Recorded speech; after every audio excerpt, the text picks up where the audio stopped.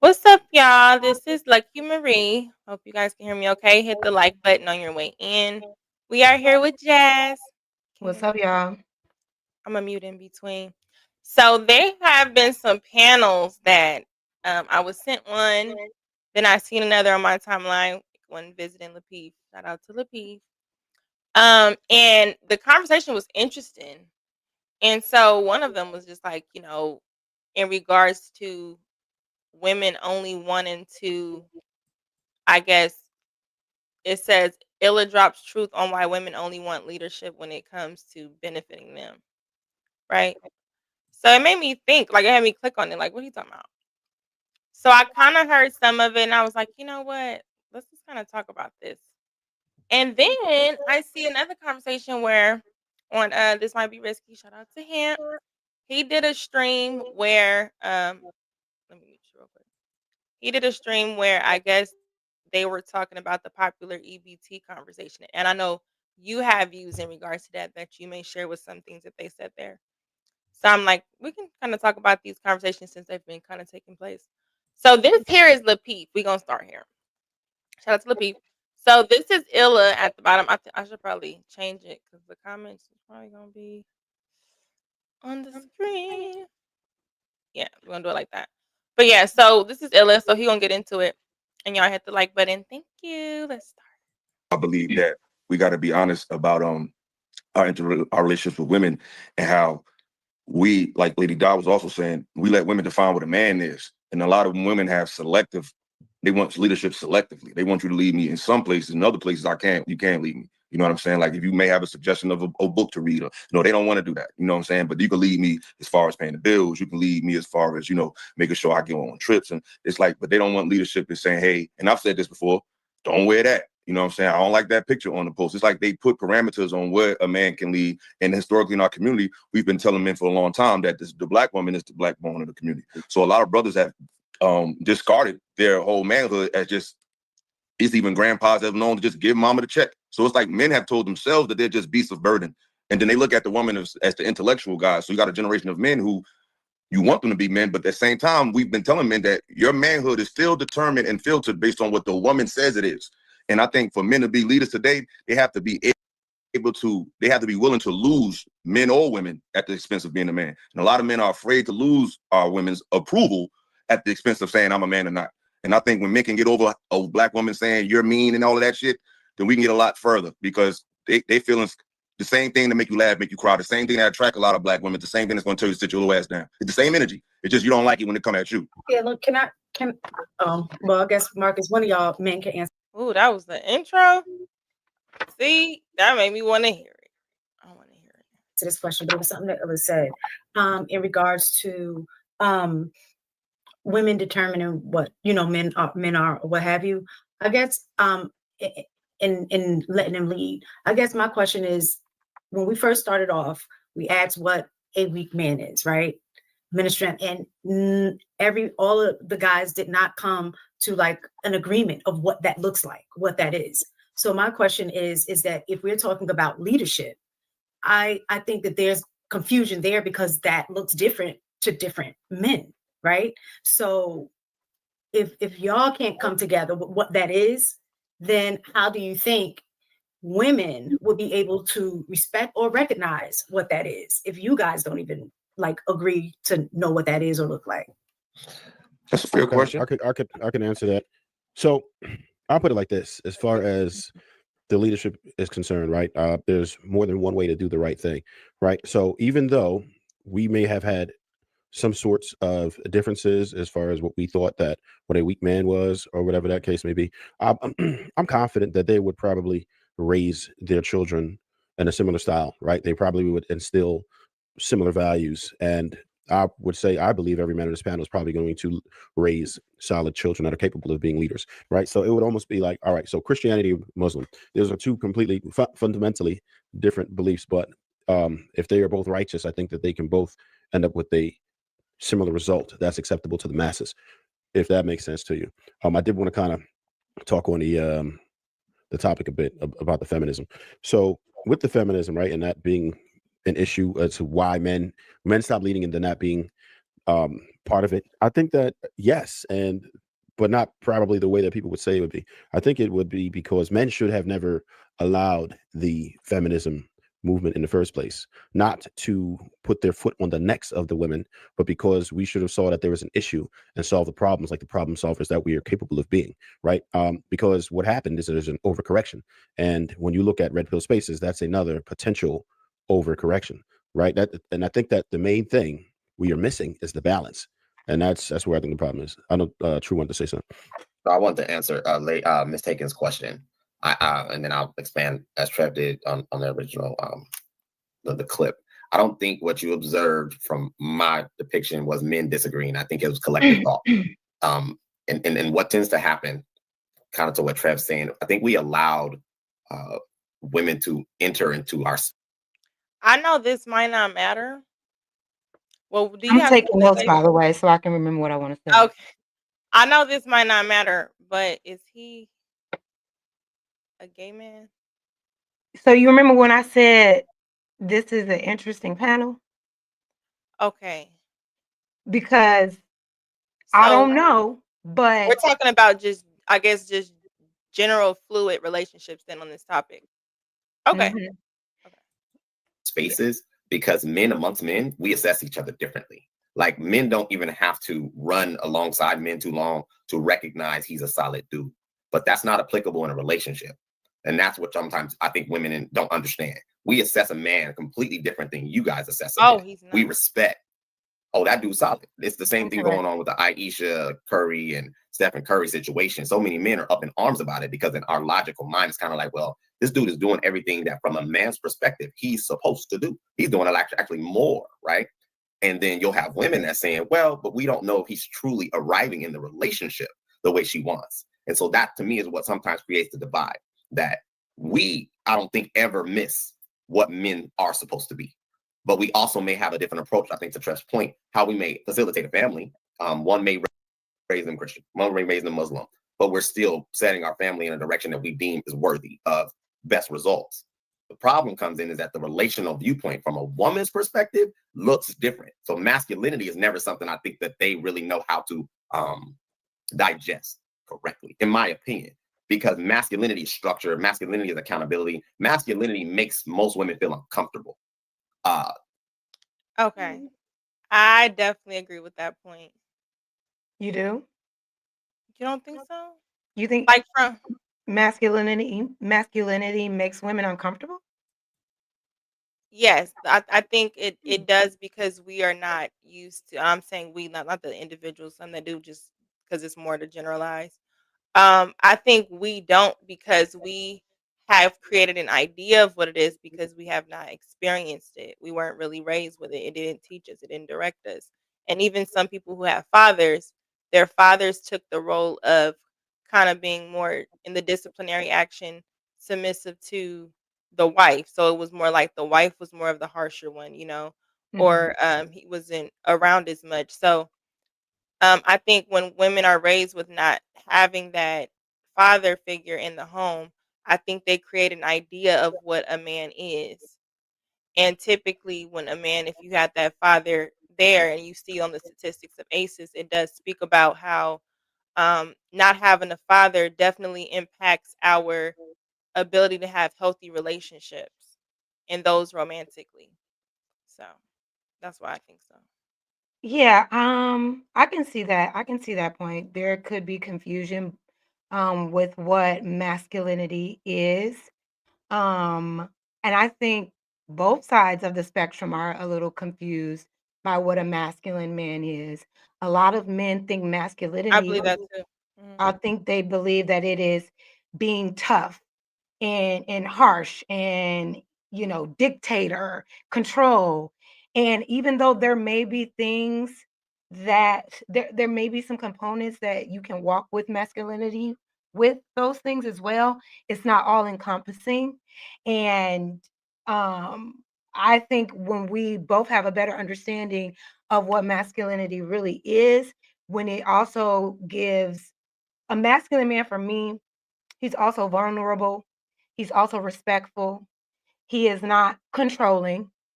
He doesn't deem protection as just I have to physically protect you. It is an understanding of protecting mental, spiritual, and all those other facets.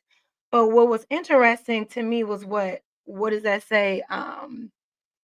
Trev, he said, um, men stop leading due to feminism. And that Mhm. confuses me Yeah. because feminism was just all about having equity, right? It was all about viewing women as equal human beings and giving us the same access to equity as men do. That was it. So, what about feminism then when it was just about equality as humans? Has it doesn't take anything away from you. What about feminism made men feel like, well, I can't lead anymore? Why? Because a woman can have a job with you or next to Yeah. you. You know what I mean? Like what I don't really understand the correlation. It Yeah, no, shouldn't. that didn't make sense because feminism in the beginning, if he really looked at it, it does show it really was a good thing for women. It was giving them rights. It wasn't, and actually was in support. Now, I think sometimes in these spaces on YouTube, I think sometimes certain talking points just kind of manifest, so people just say them or they kind of remix them just because the most people are going to go with them, where they don't really have any. That was not true. But I think there are different waves of feminism. So I think there are certain aspects of it that are negative. You know what I'm saying? Especially certain female leaders who have taken the position to call themselves feminists, and they actually are very anti-male, anti all this stuff. So you kind of pollute the message or pollute the reason for it in the first place. But I don't know. I think even if you say with the masculinity part, I think even with that, I think we think certain things that are controlling, or we think they're controlling because we have an idea of what masculinity is and not necessarily what masculinity is. So let me ask you I'm this. gonna Yeah, I get what you're saying, but let me ask you this though. So he said, what's his name? Philosophical, whatever his name is, the guy with the head at the bottom. He was saying like they want to benefit from leadership and masculinity when it comes to paying bills and this and that, which I don't think correlates with masculinity at all. But he said, but they don't want to adhere to leadership when it comes to saying what I don't want you to wear or what I want you to post. So right Mhm. there, what I would think that would be something a woman will find controlling because what is it that why do you feel your leadership is rooted in controlling what I wear or what I post in order to be in this relationship? How is that leading me? Because like before, like say for instance, you saw me on Instagram, you saw how my presence is on Instagram, Mhm. you decided to still pursue me, right? Mhm. And then we get into this relationship, and now you're saying, no, I don't want you to do that anymore. Is that really leading? Or is that rooted in the insecurity that you're painting as protection when really it's just kind of protecting your ego? And how is protection of ego leadership? So I think that is a good point because you do have men that choose like egoic reasons when it comes to women to control them. I think a insecure person kind of has it's kind of universal. Like you can tell an insecure person, like you know what I'm saying, based on other things that they do. But I think that is a form of if it's, hey, don't post this, or hey, this is this here.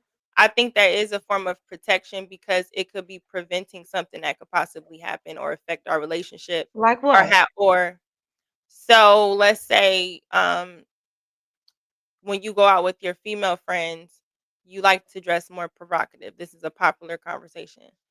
And as you're dressing more provocative, you get approached more. You're the one that you get the more attention. If I'm not really around, I'm supposed to be able to protect you. If men, because men get more touchy, men gets more, you know how they are, especially in public. Can't tell them no already, and you're pretty. So if that was my form of protecting you, and you're like, well, you're trying to control what I wear. It's like, and I do have to control you because you want me to die for you. So if you don't want to listen to me, it's like what I'm saying is not harming you. It ain't harming you to put your titties up. So can we talk about why you want your titties out? You know what I'm saying? I Sure. think there's a form of it, or if you're posting something that could be oversharing too much about our relationship, Okay. and you think you're venting. I think it's just the intentions. And Yeah. if y'all don't want to accord, I think assuming that your partner don't have negative intentions could help, because then you could talk about, okay, what's going on, to determine, is it just insecurities?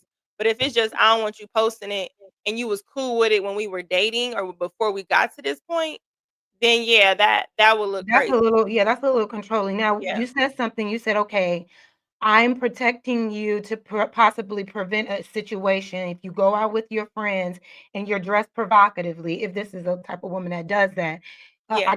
I guess then you can get unwanted attention, and then in turn be in a vulnerable situation that I'm not able to help you with. So because of what you wore. So Yeah. that part I'm a little finicky about, because as women, we know it doesn't really matter what we wear anywhere. A man is going to 9 times out of 10, a man is still going to approach. 9 times out of 10, a man, if you reject him, he may not know how to respond to that rejection, regardless of what you're wearing. So I don't know if policing what I'm wearing is actually you protecting my bodily autonomy when you're not around, when you cannot be around and I'm fully covered, and the situation can still happen that way. How often does it happen in a nighttime setting with a girl who is dressed more like, provocative, versus a woman who isn't? There are Typically, when you do see those, I'm not saying that there aren't. I'm just saying the mindset of a person who would be your boyfriend. Me personally, I feel like whatever you tolerate dating, you shouldn't start trying to change something, but I do believe we should evolve. So let's say yeah. we started dating, and then you're now the mother of my child. Okay, you're a mother now. So then women go through that insecure spot within themselves where they want to feel sexy. And it could also be disrespectful to the relationship on how you want to feel sexy. Like, it's some women who are married, they'll get their body done, and now something happened, have a different level of confidence, where you're doing stuff before, and it's like, hey, hold on. So now I feel a little bit disrespectful, because what if me as a man, I get this physique, and now I just want to go places everywhere with my shoulder off around women, and I know it's this. I know they're gonna look at me, or how women feel about the gray sweatpants. I know I got a big dick. You know what I'm saying? So I just like to wear stuff that is around women when I go out in a setting where they're gonna be looking at you. It's like, yeah, they could look at me with a shirt on. Yes, but now you're asking for sexual attention, especially when I'm not around. So then it's kind of like, Mm. let's pick our battles. You know what I'm saying? Because that's just what I think overall. Yeah, I've never had a situation where a man was policing what I wear on a daily basis because he's afraid of what somebody else is going to do. The thing about it is that if a child can be abused by a grown man, regardless of what that child is wearing, the clothing doesn't matter. And I think what really matters is the lack of self-control that men have around women at night in vulnerable situations when they're drinking, if they're wearing whatever it is that they're wearing. So while I understand that it can come off as like, I'm protecting you from the bad guy, the bad guy could get me in any way, shape, or form. And I think that if you really feel that what a woman posts could somehow, now I do understand the oversharing part. Oversharing about your relationship on social media is never okay. The intention behind what you post also matters. You know what I mean? Yeah, if you met me and I was posting my ass and posting my titties and da da da da da da da, and you were okay with that, then you need to continue to be okay with that, and allow, if our relationship has that impact, evolving will come naturally. It will not have to come by way of you telling me what I can or cannot do anymore, because you feel like if I post a picture, then automatically it's going to attract a bunch of men that somehow is going to take me away from you. And then when you also say that, it's like, well, how do you feel about yourself as a man in that relationship? You think, damn, all it's going to take is for your girl to post one picture, and then Yeah. a guy in the comments is going to take you away from her. You know what I'm saying? It's like, is it that easy? Well, yeah, I think there's two things, because I think I definitely can see how sometimes the insecurity can be very similar to what when you start making those dictatorships as far as what to post. Because I personally feel like you could see what people post prior to them Yeah. you even dating them. So it's just like, what do you? So when it comes to posts, if we talking about text, like a post, like on a Facebook post, then it would be oversharing. But as far as certain posts, because maybe you in a bikini, you know what I'm saying, and y'all on the beach, maybe this particular pose is intended to show your ass. Like most girls be in church dresses, and the pose be from the back. You know what I'm saying? So it's like the whole pose is intended. So it could be how you post. So I just think the over sexualization, once a person makes you their wife, I can understand that they don't want you being consumed sexually by a whole bunch of men, which is why in other countries they super covered up. And sometimes we look at it like, oh, Yeah, this is that's not abuse right or though. something. But it's like Yeah. psychologically as well, if you're this person's wife, why do you want to be, why do you have a problem that he has a problem with you oversharing Yeah. what's supposed to be sacred to him, you know? Because Yeah. it's like, in those regards. But I think I could pretty much distinguish if what you're asking me makes sense or if it's you being, Right. You insecure. know, and I I think think that's the part. for sure, you definitely have to have that discernment, and I think what we kinda touched on this last week. I'm like, if your leadership has both of our, best interests at heart and not just yours, it'll be easy to follow. I won't feel controlled. I won't feel suppressed. It's when you take away my choice or I have to do something just to appease you and your ego, and it's not for the betterment of this relationship, that's when it feels like control. That's when you may get pushback. I tend I'm not going to sit up here and say what a man is. I know that I've had good examples of that in my life. I know men are not perfect, but I also know what a secure masculine man looks like and feels like Mhm. because of how I naturally respond to them. You know what I'm saying? My man now very secure in himself.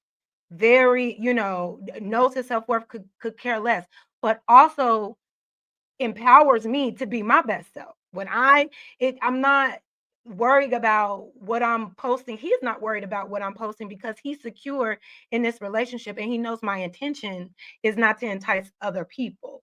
And Mhm. that's why I say, like, if you already see these girls intentionally posting things to desire attention from strangers Yep. and you know down the line that that's going to make you uncomfortable, don't pursue that girl. I think Mhm. the biggest issue with this leadership thing, y'all are trying to lead the wrong women. You're leading women that don't want to follow you. You're leading Mhm. women that are in their own world, liberated, don't need you for anything, and you're trying to change and control that. That's not the girl Mhm. for you. And that's what it brings back to my point. Feminism should never stop a man from being a man. How has feminism even harmed men? You know what I mean? Like, how has a woman's right to her body, a woman's right to get a freaking paycheck, a woman's right to vote had a You negative just say more freedoms. you know what I'm saying, has a negative effect on you when really that I'm sorry, empowers everybody. That giving full rights and autonomy to everybody in society helps the society progress as a whole. If you keep one and suppress one part of society, half of society oppressed, then you will stagnate society, which was kind of like what happened after the suffrage movement and feminist movement. Society was stagnant before women were in the workplace. So I just Girl. say, I Girl. understand that there are, I understand that there are extreme feminists that have a lot of negative things to say about And men. that's what I was saying. Yeah, and I get You that. have people who advocated for I think when there's more freedoms, it becomes a problem in general. So, for example, if we look at the timeline of where they could say there was more free women had more rights to leave, right? The reasons why they left and all that type of stuff. Then you can see the breakdown in the family structure. It's more like it seems like these things were designed to think this way. But you can start to see the breakdown in the family structure being more broken, or where you would have men have families across in different places. So when they did get more freedoms, they never stopped having families. They just stopped. They just started being free of men. So then when they started making their own choices and they didn't want to be under a particular order of any man, then you have them, oh well, then they create this idea of now I'm talking about fast forward into today. You create this idea of what men should be. So you see more men conforming to what women are, where they're having women reactions where they can't take rejection, or because they're just under women. It's the primary thought process is female. So once you have that, even in media, and you even run campaigns off superiority of women and pro women, even these fake movies that make, oh, this has to be for women, and the empowerment that even is shown to women is not next to and also great. It's like we're better, we're this, we're above. So that's how it's You think perceived. so? So yeah, I don't know. I mean, that's just what I think. yeah, I guess I could. I don't really see like women empowerment purposefully. Like when I see a women's empowerment type of movie, it has nothing to do with men, but everything to do with that woman's empowerment. Now, maybe there are some movies or some social media, whatever, that I'm missing, but I feel like the empowerment, I don't think it's women setting it up like we're better than men. I think men are just interpreting it because a lot of men may be intimidated by this empowerment now. They're all lost in the sauce. They're all lost in the sauce because they don't really know. From what I understand, from what I can see through my experience, a lot of them don't really know Why how don't to they be, know though? how to be a man towards You a know? woman without subjugating her, because white supremacy. And we don't have to go down that line, but No, white but supremacy, I don't necessarily disagree that they don't know. That's what I'm saying. But why don't they know if they're just under women? there I think there Why is didn't women teach them what a man is then? I don't think that it was I don't well, first of You all, know? this I'm this not, or shit is I'm just saying, like, yeah, well, the thing about it is that we can't teach men how to be men. We need men who understand the virtue of being a good man of moral character and conduct, I and agree. viewing other women as human beings and respecting them and those rights. Teach other men how to be men, how to be good men, not only for themselves, but for the people around you. You know what I'm saying?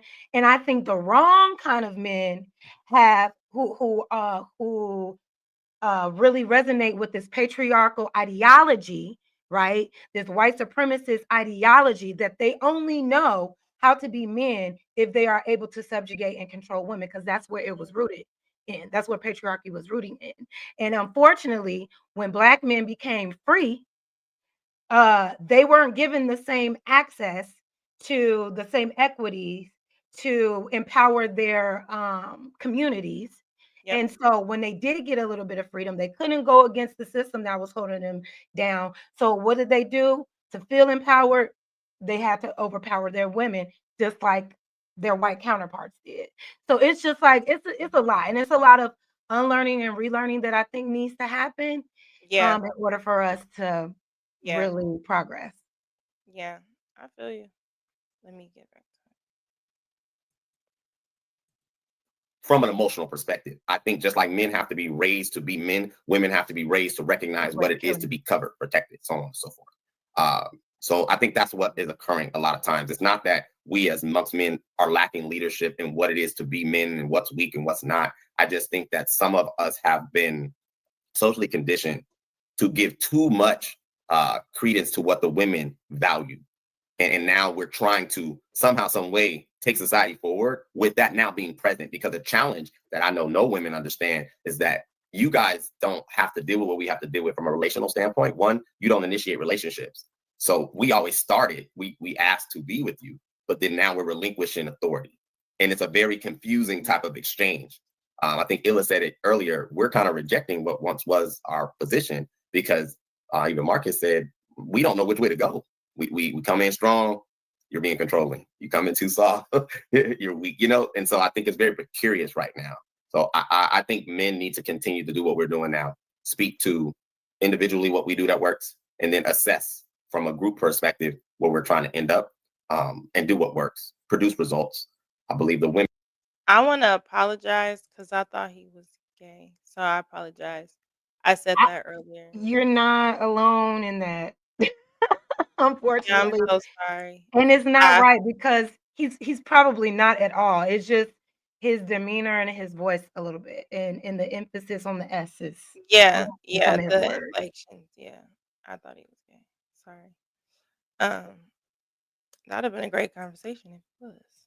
All Mhm. right, let's get into But the problem is, men, they would second guess themselves at the just because they don't want to disappoint you. That whole don't listen to women just always, and I just never got I mean, it. women been saying that about men for years, though. Don't listen to him, girl. He can't tell you what to do. Like, that's kind of like common talk amongst women. It seems that certain things that we may be concerned with, that we have our woman be concerned with, creates an imbalance in our relationship. I bet you at 4 p.m. she'll be standing there with the purple straw because I gave enough into the bank of trust that I can whatever need to be taken out, my credit good for life. Having a level of consistency that now I get to a point where I trust your judgment. So I don't necessarily need all of the information all of the time. I think the only thing that I think about is you all say don't listen to women. Like, I hear that way too much. You can't listen to women. If I have a problem with that only because you have to. We're on the other side of the relationship.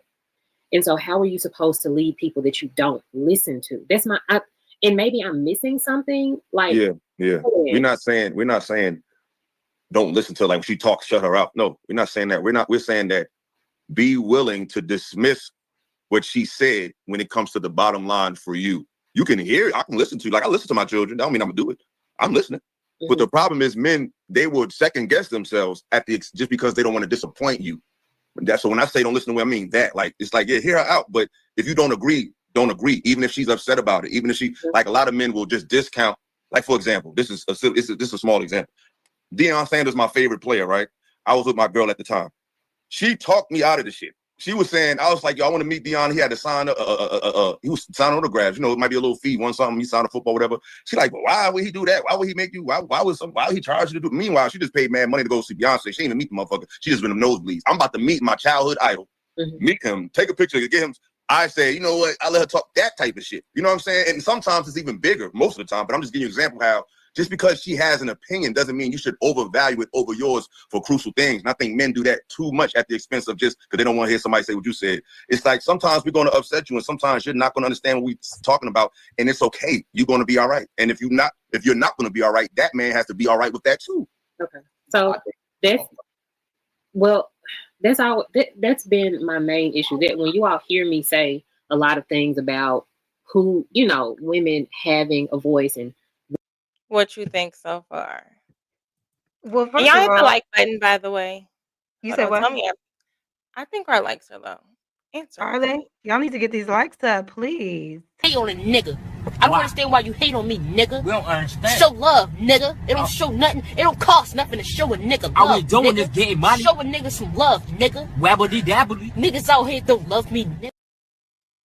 Jesus Christ.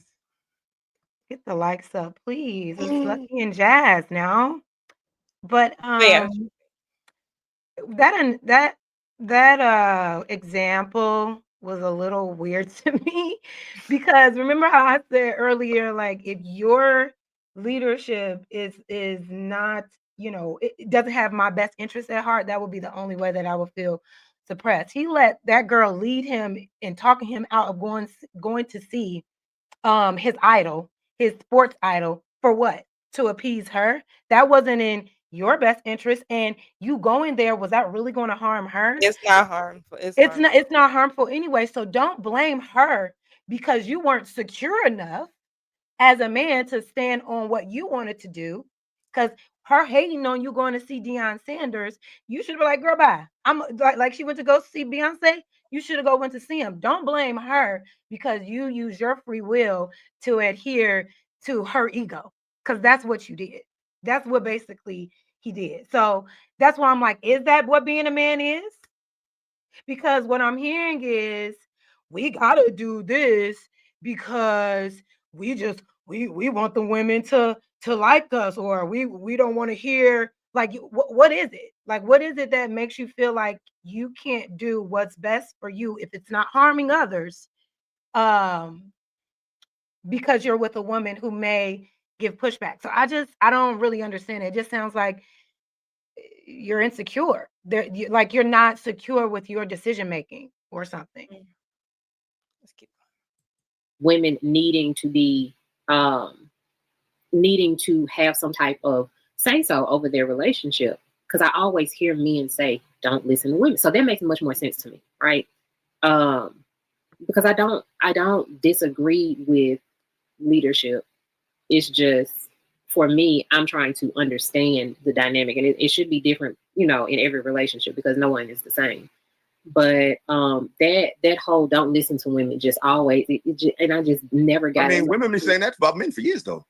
Don't listen to him, girl. He can't tell you what to do. Like, that's kind of like common talk amongst women. And you're not the natural leader. So for men to say that is shocking, that because at the end of the day, he shouldn't listen to anybody. He should make his own decisions, because he literally is the leader. Y'all never was the leader, telling other women don't listen to the leader. So I don't get that. Say he shouldn't listen to anybody, I think is a stretch. It's a stretch, because I mean, I see what you're saying. I see how that can sound. I'm just saying a man should be more, he should be willing to jump out on his own. He should be willing to die on his own sword, regardless of advice. You're going to take account, but as a man, you got to make a decision. And sometimes it may not be in favor of the crowd. Sometimes it may be. So I'm not saying you got to listen. You have to take in advice, but you still have to take the lead and make that decision. And sometimes men, a lot of times, don't make decisions at the expense of upsetting their mates. Well, I want to kind of throw this. I want to throw this in real quickly a second. So, to Ella and the guys, would you guys be okay with giving some support and as to why you make that decision? And then also too with Bo, if he makes the final decision and it isn't the one that you wanted, would you be okay if he gave you the support and context? Say, well, this is what we're gonna do, and this is why. Yeah, because you're at least including me on, like, you're explaining things to me, and the only thing that I would ever need is context and information. I'm uncomfortable being in the dark. I'm comfortable having the information. So yeah, I think so.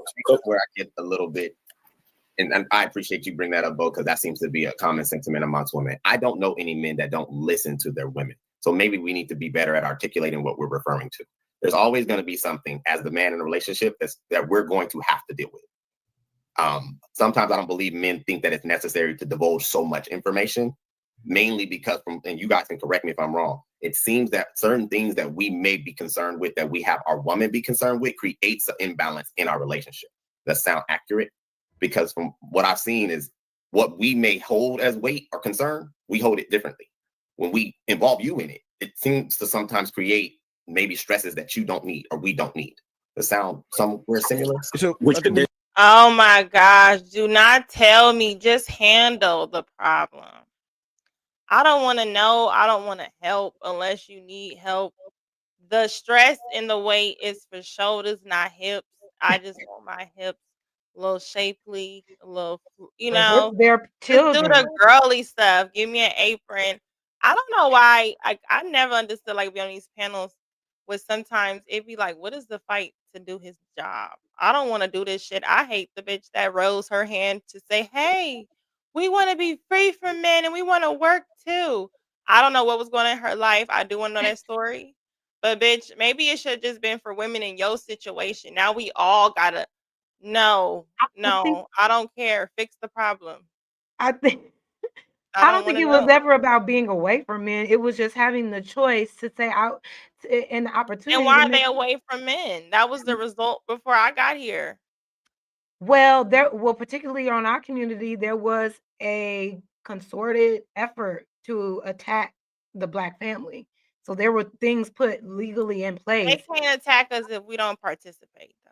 Yeah, but when they give you no choice but to participate, what do? You let niggas free, but then you don't want to give niggas access to the same education. They can't go to work. They can't vote. they can't sustain their life. Then you telling the women with the kids who have the men in the home that they can't be in the home and you receive benefits unless you're married. Unfortunately, the niggas back then weren't marrying up the Black women during that particular time. So it seems. So they were having to play and finesse the government, hide the men, hide this and that. There was never no push out because we don't want the man. It was literally, this is what we have to do because this place that we're in is giving us. You're talking about the financial, and they incentivize them. So yeah, there was an incentive. I don't think that was an incentive. Well, it's looked at as an incentive because if I need help here, because you also think from what you're saying to your point, which I don't disagree. If you're actually saying, or actually in that time where certain Black men were unable to work in certain jobs, they would not hire Black men, that they stole all the narrative around them. So in their communities, they couldn't get jobs. So what are they doing? And then in these same communities, you introduce a lot of drugs, you introduce a lot of other things, right? So I get what you're saying. So now this woman this house needs financial assistance, but as a benefit, you can't have a man in the home. So that's why I'm saying there had to be some sort of incentive of what you're talking about, that I don't disagree. But what I'm saying is, as far as in the standpoint today, right? I'm saying we can choose whether or not a part of feminism or certain things where we like and that we support. We're still in the conversation is largely, they just said 81%, and I'm within the percentage, right? So when I say this, I'm not saying like I'm outside of the situation, just introducing it. 81% of women are choosing to be single than settle, right? So when we say we don't want to be away from men, we definitely do, because generation to generation to generation, we even got to the point where we're okay with being extinct because these parameters here are so strong that we just cannot be together. You know what I'm saying? So it's like, if we want to be, why aren't we going back to the man? We like, look, we just couldn't be by ourselves. Do you think men are doing the work to become men that women want to be in proximity to in today's age? Do you think, well, I'm gonna start with that question. Can we read the super chat real quick? Because they stopped. Oh yeah, do you think? Shout out to Uncle Rick. Thank you. Just to stop the live, support the channel. Thank you, Ricky. Mwah. Thank you. All right, go ahead. Yeah, so all I was saying was what was I saying? You said, do I think some men are doing the work? Right.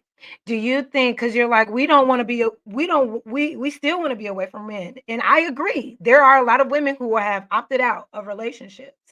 Do you think that men today, with all this manosphere, red pill, this, that, and the third, that they are becoming men that women desire to be in proximity to?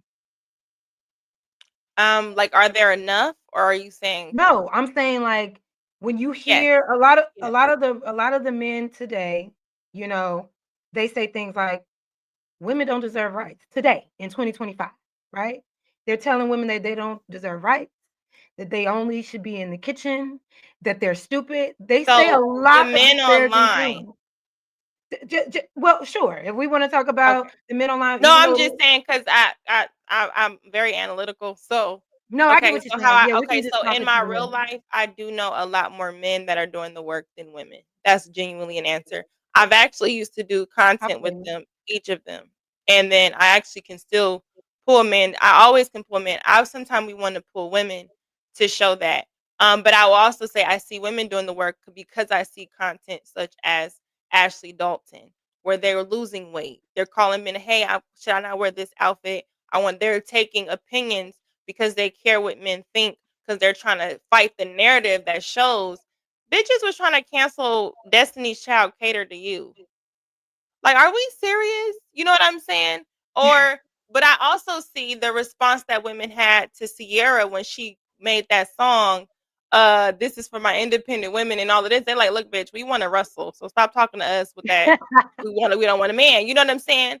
So when I see both sides now, largely in these conversations, women usually jump to take the side that is what women perceive to be against them if they say they won. So I think when I say that in my real life, I do, because I talk to female friends who will actively know that their choices may lead them down the same road, but they're so, oh, but I just so, he's just so, and it's just, you gotta let her do this. And then when it's over, she gonna call you again, and it's gonna be, fuck these niggas. I'm on my purpose. I'm about to follow me and do, then you go that. And then I see men who are actively choosing to avoid women because I'm about to get in the gym. Like, I follow so many of them that actually motivate me to be better just as a person. Mhm. So just in my personal life, being unbiased, that's what I see. But online and content wise, I do see women who are doing work. You know what I'm saying? So I hope Yeah. that answered your question. Yeah, no, it does. It just goes to it just goes to further prove that there's just a disconnect to what men think women Mhm. really want and what women think men really want, right? And I think there's just too much of this, like, what can I take? What can I take, as opposed to what can I give to the right person? And then everybody's on the fucking defense. Everybody is like, I ain't gonna do this because they gonna do that. And it's just like, if we can all just calm down, go talk to the lady, go handle those internal demons, because I feel like a lot of it is internal warfare people are going through, and they got chips on their shoulders that they're not trying to deal with. Go ahead. I have it starred, so the only comments I start to see, unless it's on the screen, are the super chats. No, it's okay. So about the all right, super chat, stop the lie. Thank you, Rick. He said, what does it matter that work is done when most women are going to want more? Let's be honest, if we gonna bring it up. Oh, okay. He's talking about you saying that the work are when Well, men doing work. well, okay, that's interesting, because when you say what doesn't matter what work is done when women are going to want more.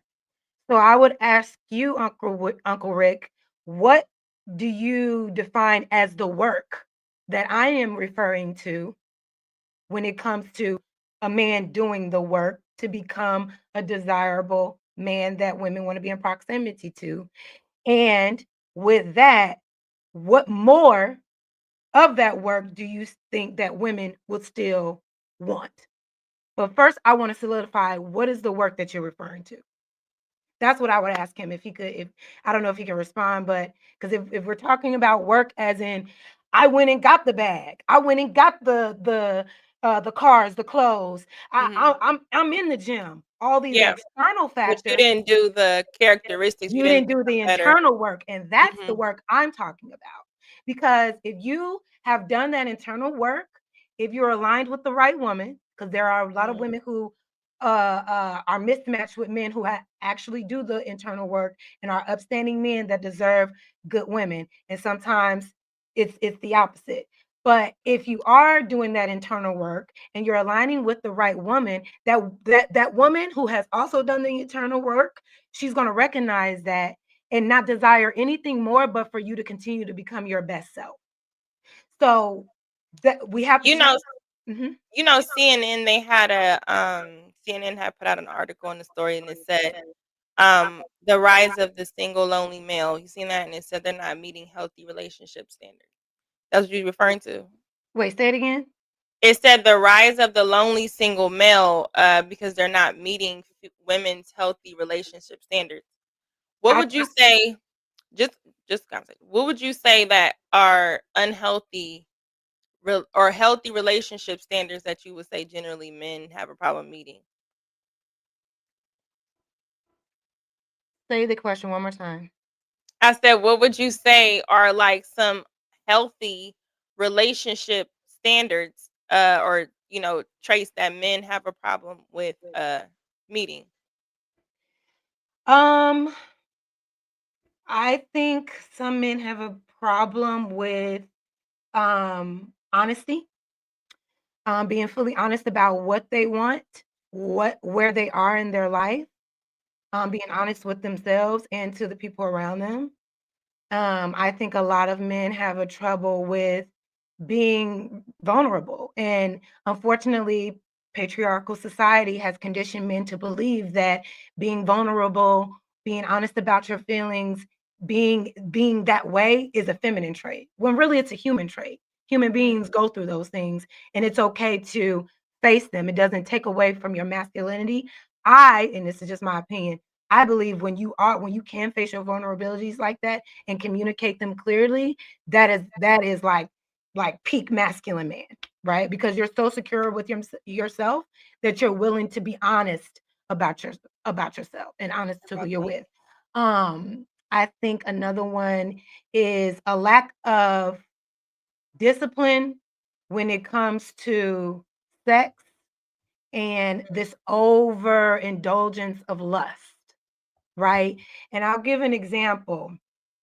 I just saw a video of this woman on a very first date. She was asked to go on, and I guess they were about to leave, and he got upset at her. This is their first encounter.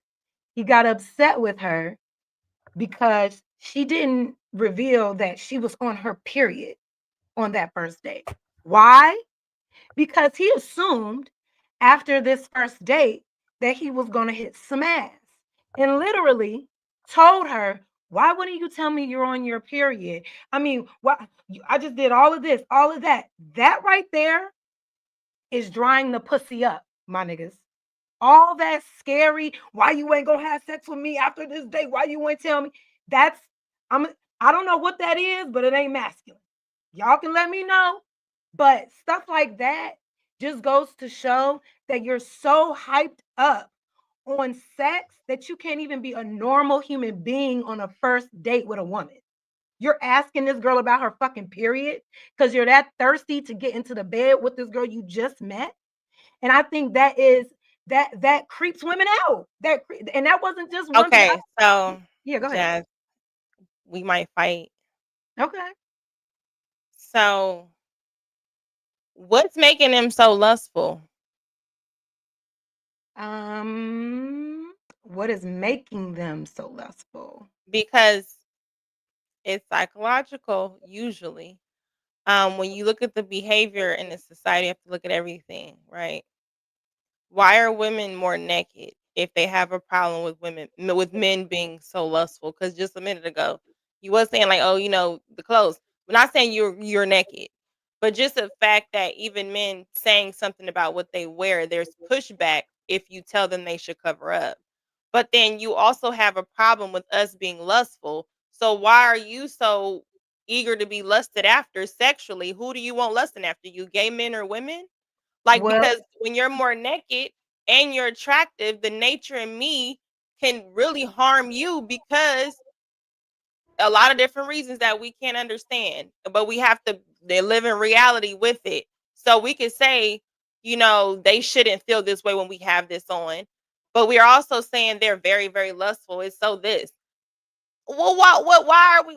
Maybe if we change it and we don't want to be lusted after, we know they're this. I just wonder if that would kind of change. Maybe if we would be taken more serious. That's all. Well, I think that since the beginning of time, there's always been pimps and hoes. There's always been prostitution. There's always been an exploitation of sex as it pertains to women.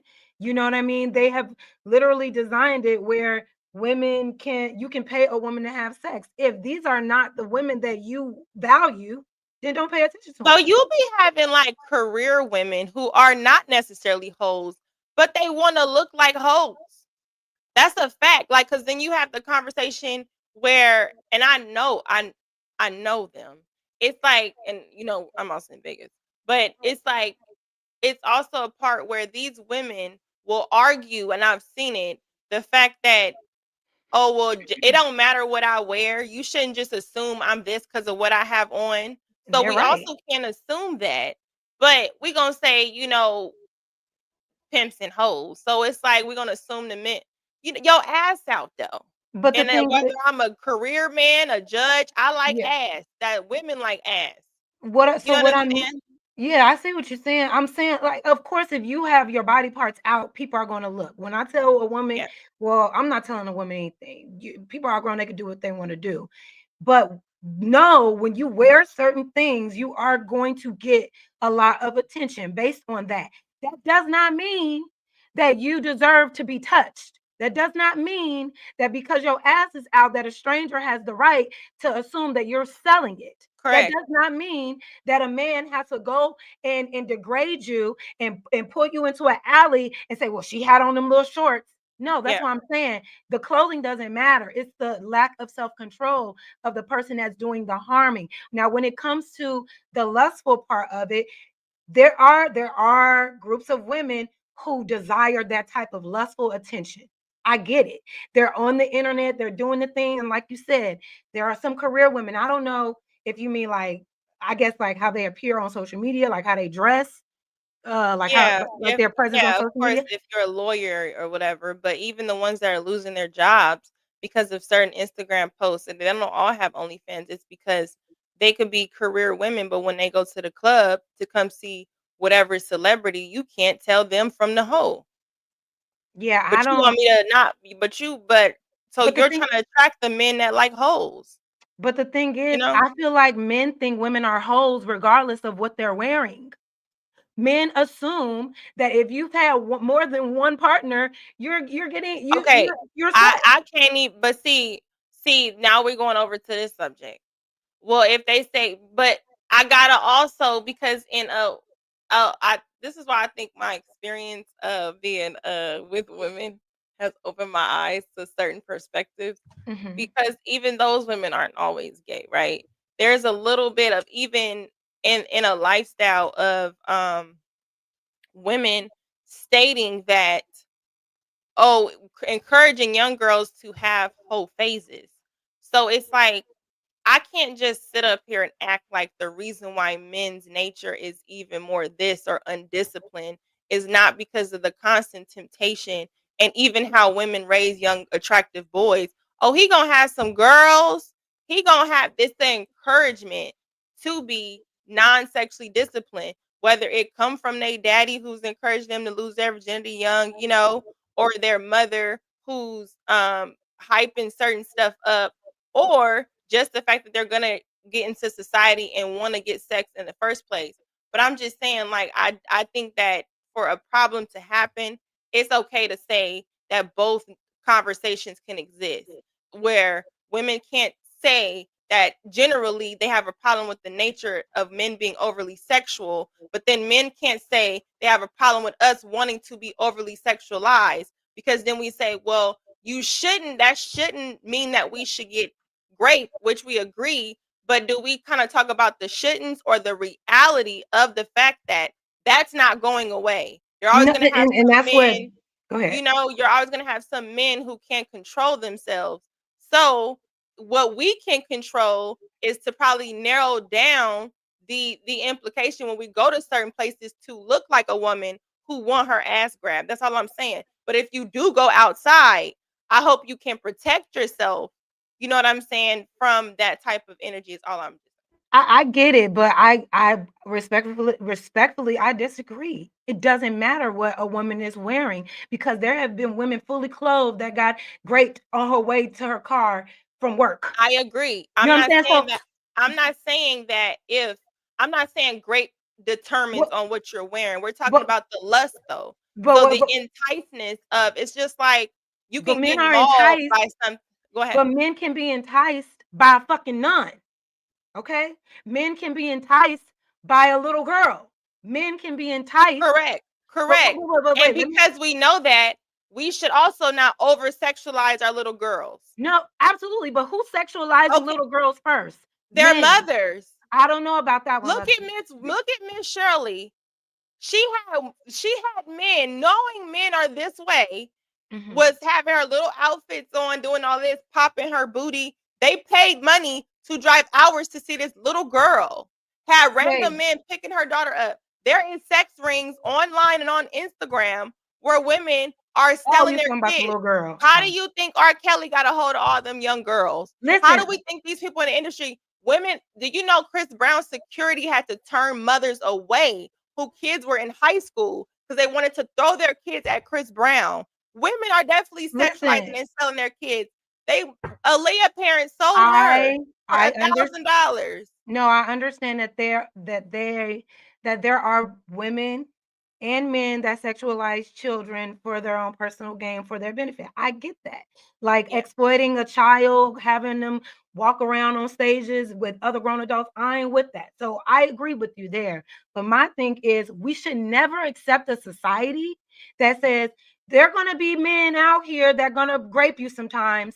They're going to be men out here, regardless of what you're wearing, regardless of where you are. They're going to just be men that act on their lustful ways, and we just have to deal with that. And I think that is a serious problem. We should not be accepting men looking at some women as objects to abuse and use and take away somebody's autonomy. We shouldn't be policing so much all of these clothes when every situation has been where it doesn't matter what the clothes are. A predator and an abuser is going to do what a predator and an abuser does. I'm not talking about the women that are serving their kids up to the predator, like the kids did with, or like the parents did with Aaliyah, or the other kids did with R. Kelly, or whatever the case may be.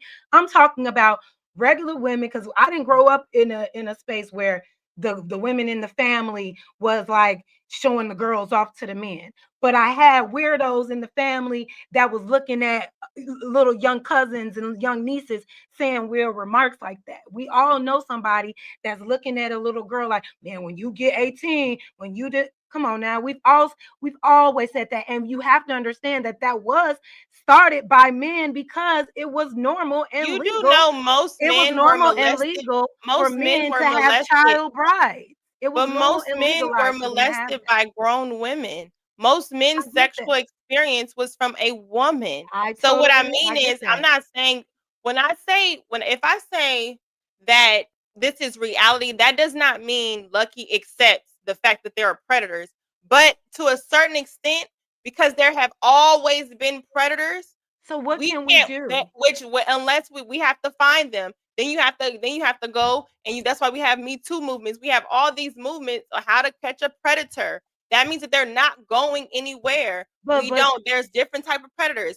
But what I'm saying is, I wonder what this fight is to not just say, yes, we should have more of a responsibility as women too, to maybe not over sexualize ourselves, because some predators do, no matter what you wear. But yes, there are other predators, like the stories we watch on IDTV, where you could be coming home from the club and you get in an Uber and he decides to take advantage because you got a little skirt on. It's a lot harder to rape you if you got jeans.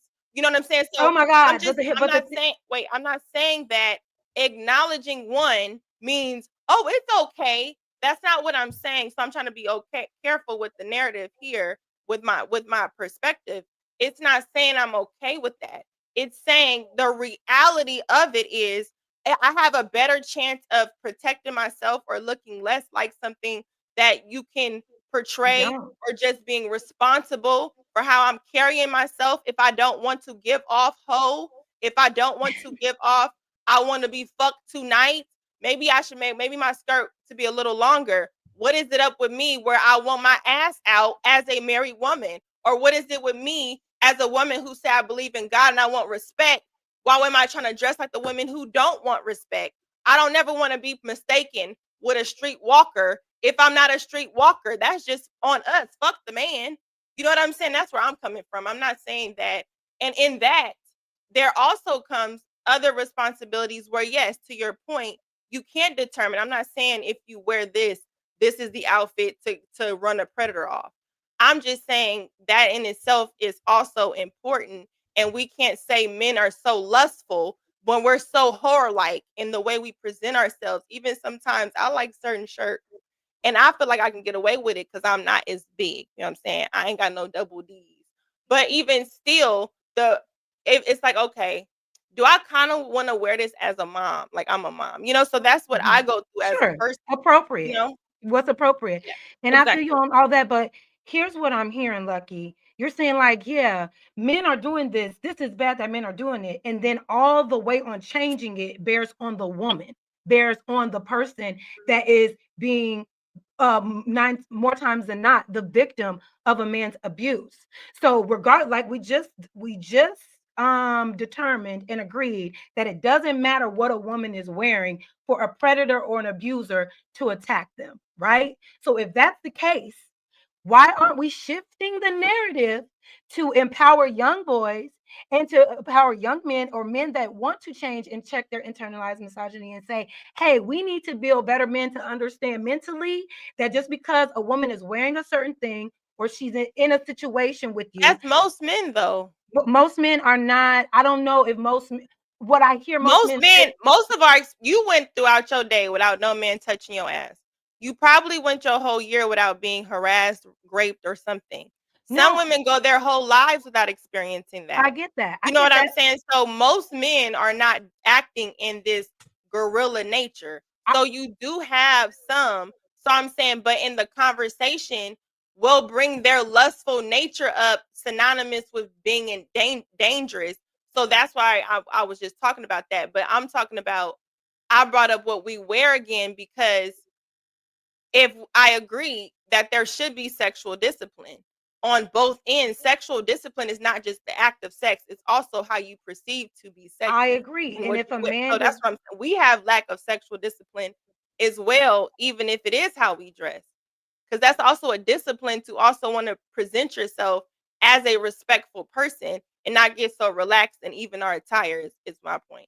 I get that. And my thing is, a part of that discipline with men, if you are so anti-sexual liberated women, if you are so anti-holiness, if you, or whatever you perceive to be as promiscuous, then get out of those environments.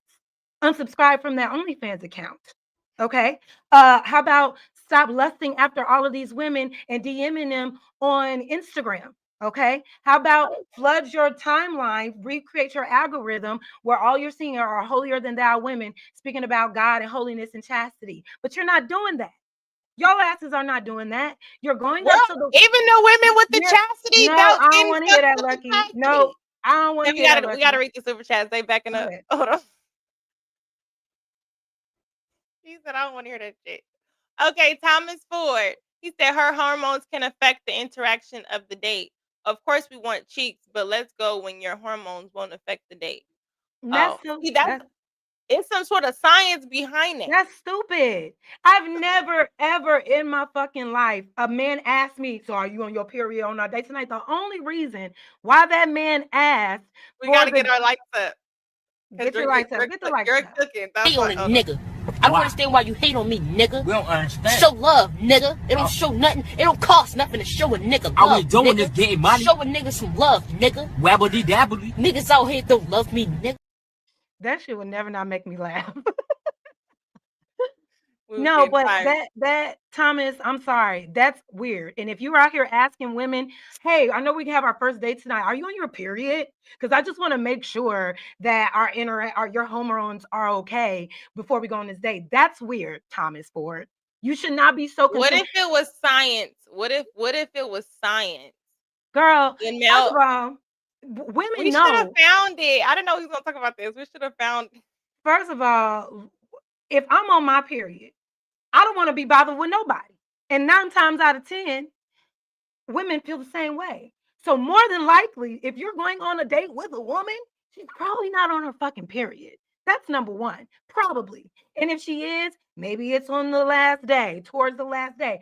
But regardless of the fact, you asking this woman after the date because you didn't pay for the date. Now you were expecting some ass or expecting her to go back home with you. And she says, oh no, I'm good. It was a great day, but I'm on my period. I want to go home. And you get upset because she didn't tell you first before y'all went on the date. That lets me know your intentions weren't to come here to get to know me or to get to know my personality or to see if we're compatible. It was to see how fast you can get me in your fucking bed. Like there's no reason to be asking about a woman's cycle when your attention should be on getting to know this woman. The fuck? You only asking to see if you can fuck. That's it. And it's weird. And that's what I mean. Because the nature in men, this is why some and y'all need to fix that. You know what? What was it about fantasy? We just had this conversation. And I was just saying how even, and it could have been because They're hey, weird. Hey, are you um, on your period tonight? And y'all wonder no, why these okay, women no, don't I want to get deal that with part. y'all. What I'm saying is the response. Like, I don't think we understand human nature enough and how this science works as far as even the y'all gave me the words, but it's like even I literally somebody was just telling me this and I was just telling her because I've never heard of it. But even the more we give off sex and you being beautiful, it has something to do with allegedly how they created culture in the Middle East of why they want them to be fully clothed. Because it was something, if you've seen how pretty they were, it's something in male nature, even when you're sexualized, where they will pounce. Like it's like a I want to devour you. And Now that's you could where think the it's weird, but it is them. It's doing women a favor that they do not act in that nature by majority. Yes. So it's girl like, stop. I think you're no, making I'm men. not making it up. I'm literally No, saying no, that is not a making it thing up. because it's an energy force that gives off. Seduction is the I, energy. That's why even historically they had a problem with that Jezebel spirit because it's an energy that you can exude. Even women who I've known that do practice in certain type of witchcraft, they understand certain fragrances of perfume, certain things that they can exude certain energies in men to get their dick hard. It's a science behind it. Even if you don't know it, so men are and weak. I think you do know. Wait, If wait, you go wait. on a date with your man, Wait, like your wait. man, and you know what you can wear that make him like, damn. You know you got a nice back because you've been doing back week. You know you got that dip, and it's if you know, stop playing jazz. You know. No, what I'm saying, what I'm hearing is men are weak. men are so weak that a woman Yes, they walking are.